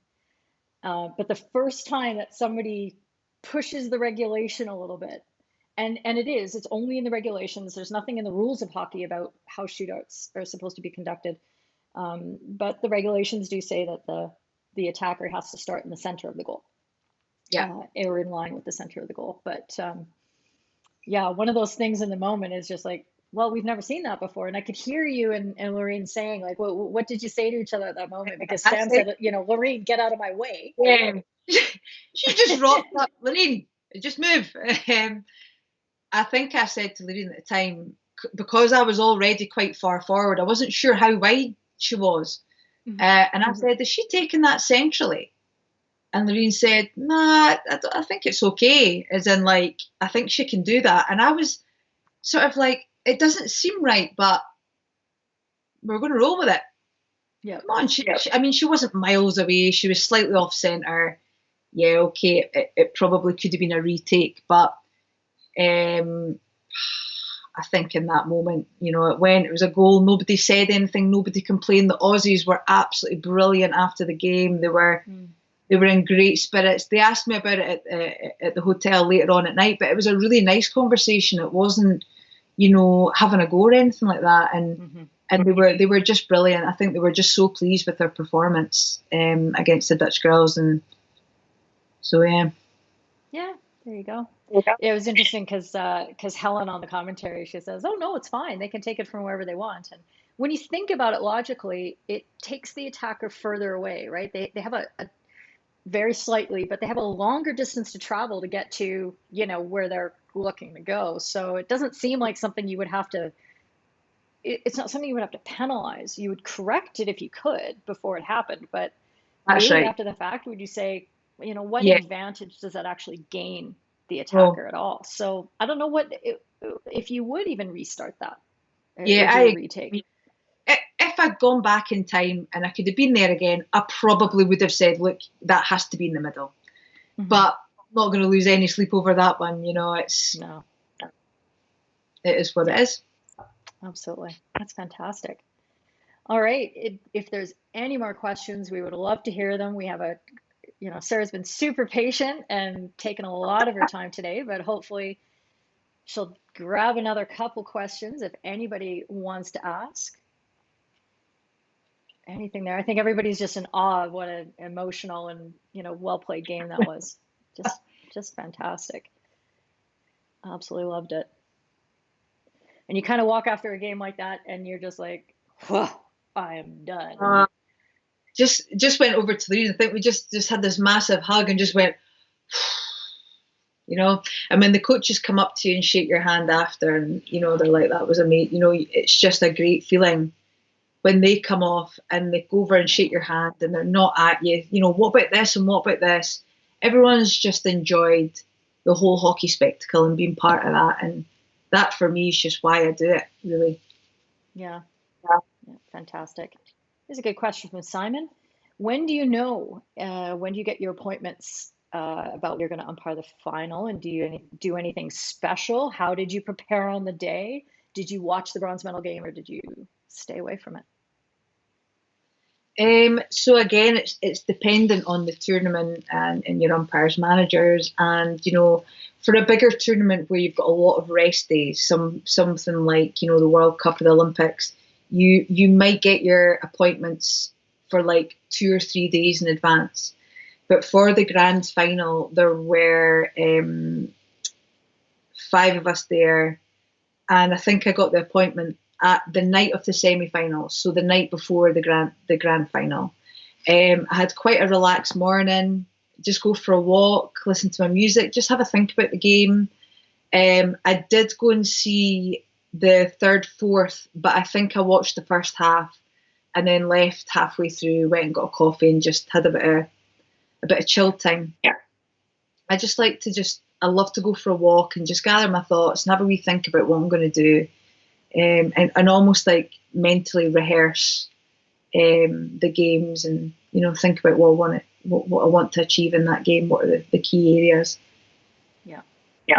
Yeah, absolutely. I find that everybody's got their own routines and the things that they like to do. Some umpires are very sociable and they want to have that time with each other and be able to joke around and almost keep themselves a little bit distracted. And then other people like yourself, a nice calm walk, a way to spend some time introspecting. Some people do some yoga, they meditate or anything like that. So yeah, you got to find what works for you, right? And what fits your personality. And sometimes you try something and it completely doesn't work, and then you do something else. I used to be the person that I was like, okay, I'm gonna do some sun salutations, and then I'm gonna listen to some affirmations, and I was taking it very seriously. And it wasn't until really late in my career that I realized I just like to fucking relax and just gas around with people, and I'm too intense. I need to find a way to bring myself down into that sort of enjoyment area. I have no problem with focus. I'm too focused. So that's what I found I need to balance out. I needed to be with people. I needed to hang out and that sort of thing. So it's interesting. You do just experiment with what you've got. Okay. I told you about Olivia yesterday, Sarah, when we were having a little call. Hi, Olivia. So there you go. Olivia's asking at the international, how do you decide which side you're going to umpire from? That is a really good question, Olivia. It comes down to the teams that are playing. It comes down to your colleague. Now that I'm more experienced, I tend just to ask my colleague, what side would you like? If it's a less experienced umpire who's maybe a bit more anxious, I would tend to find that they'll take the faraway side, and that I can almost say, look, don't worry, I'll take the benches. And that already takes the pressure off them a little bit. It could be the sun. It could be that you want one team attacking first. It could be that there's maybe a coach that you find difficult to block out, that you might want to take the far side. So there's quite a few contributing factors.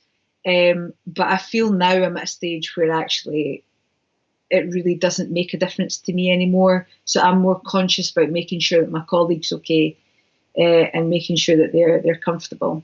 Yeah. So it's would you make an estimation before the game starts as to whether you might expect one team to be more dominant, and that more attack would be flowing into one circle, and say, okay, I'd like to take more of the action first, or I would like to sit back and watch you set the stage and be there for you, but then take the helm a little bit more in the second half. Is that something that you might talk about as well? Or it could be. I know I've umpired with some people who have really wanted to take the strong attack first to get them into the game, and I mean that's okay with me, but you do run the risk of, if they win the toss, they change ends. So you've got to kind of adapt to that. But when you're starting out, you need to look after yourself. You need to be confident and comfortable where you are. So be brave enough, and don't be embarrassed to say, would it be okay if I just take the far side? You've got to look after yourself. Yeah, I agree. Well, there's lots of bants on the chat here about, people picking sides about their favorite Scottish umpire. And Tono has just claimed that you are it. And here's Martin saying he's a little bit hurt by that. Mark, so like a brother from another mother. Honestly, he's my boy. He's brilliant. He's brilliant. Oh, that sounds like a lot of trouble. John Selwood's asking how this kind of match compares to umpiring men's games. That is a good question, John. It's quick. It's quicker than women. it's the quickest women's game you'll probably umpire, but it just doesn't really compare to umpiring men's hockey. It is different to umpire, and that's me just being honest about my own experiences umpiring men's hockey. It is faster, it can be more physical, your positioning's slightly different, your anticipation's different. You can tend to leave things more in the men's game because they'll play on a little bit more. So I'm not so sure it's the same as umpiring a men's game. I don't think you can directly make that comparison. But I think that is top end women's hockey. Men's hockey's just a little bit different in your sort of approach. Yeah. I don't know if that really answers, but I think we could probably do an entire episode just on that kind of topic because it is so intricate. And I think one of the things that I like to reinforce with people is that it's not that one hockey is better. It's not that one is harder. They're just different. You're looking for different things. I mean, when I'm doing men's games, in some ways I find it easier because it's really obvious what's going to happen next. For some reason, there's just more space and it's like broadcast, like, oh, here comes the breakdown tackle in 5, 4, and you're counting down and you're getting a card out of your pocket already. Whereas things can be a little more compressed in the women's game and you're looking through bodies a little bit more, but there's so many things that go into it. And yeah, we could probably spend half an hour talking about all this stuff. easily. Got one more question from Nirmal, asking, Sarah, how are you coping with the current situation? Are you watching old games or are you switching off and refreshing? And yeah, what's your approach to the lockdown situation here? Good question.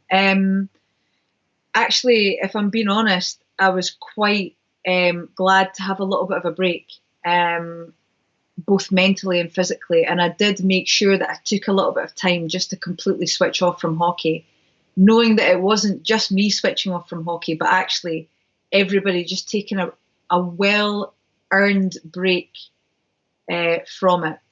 And now I'm just starting to get myself busy with it again and getting that hunger and that passion back. I've had a few really good Zoom calls with other umpires and coaches and umpires managers, which have been fantastic, sharing clips and gaining insight from different perspectives.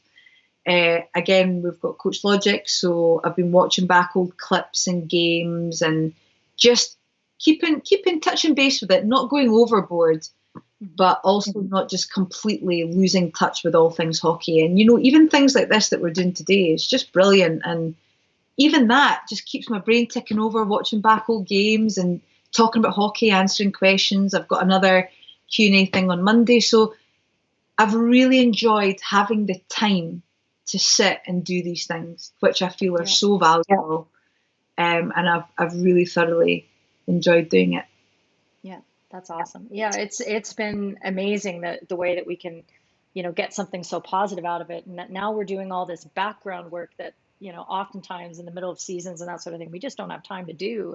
And yeah, it's a real opportunity. I'm just thinking about the fact that you took a break and I was like, I should have tried that. I should have, Interesting, because I feel like I've just been going pell-mell since the lockdown. It's just, but that's who I am. That's how I roll. All right, one more quick question from Kimmy Todd. Sure. Do you still get nervous? She's asking. Yes, massively.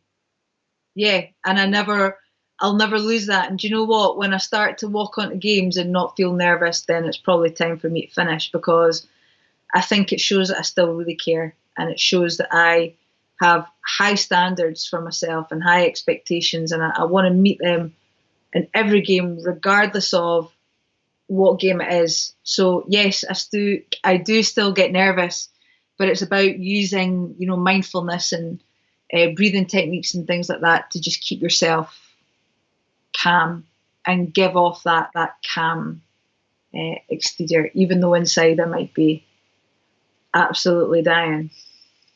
Yeah. I hear you. I think we all still do get nervous, so good stuff. All right, I think we had an amazing session. Thank you everybody at home for all your questions. It was absolutely fantastic. I loved it. The banner, I mean, that's got to go, but everything else was great. Sarah, thank you so much for all the time. I mean, 2 hours is a big haul, so I would like to figure out if I could ever get these to go shorter just for attention spans, but hell, there's so much to talk about, so much through, and you had so much great advice. So thank you so much for all your time. It's great. No problem. I just Yeah. feel lucky and happy to be able to actually talk about what I do, because a lot of what I do, you go out and do it and then, you know, that's it. But to actually talk to people about it, it has been really cool. So thanks for having me. Oh, you're very welcome. So Monday, you've got a session with Koen van Bugge's Umpiring Academy. You're doing a Q&A on selling your decision. Is that right? That is correct. And that's going to be on Instagram Live, is that? Instagram Live. I think it's 5 p.m. UK time. Okay. Perfect. That's doable. And I might see you on Monday because I'm sneaking into this to Sweetie's presentation with Scottish hockey. Oh, good. Yeah, I sent him my email. I'm like, can I join in? A little cheeky, but yeah. Good. So maybe I'll see you there. I'm not sure, but again, thank you so much, and good luck on Monday. And we will keep in touch. And hopefully, people will, you know, hit you up on the socials if they have other questions coming out of this game after they've watched it on replay and all that kind of stuff. But fantastic. Thank you so much, Sure. Sarah. No worries. Thank you. All right. Bye. Bye.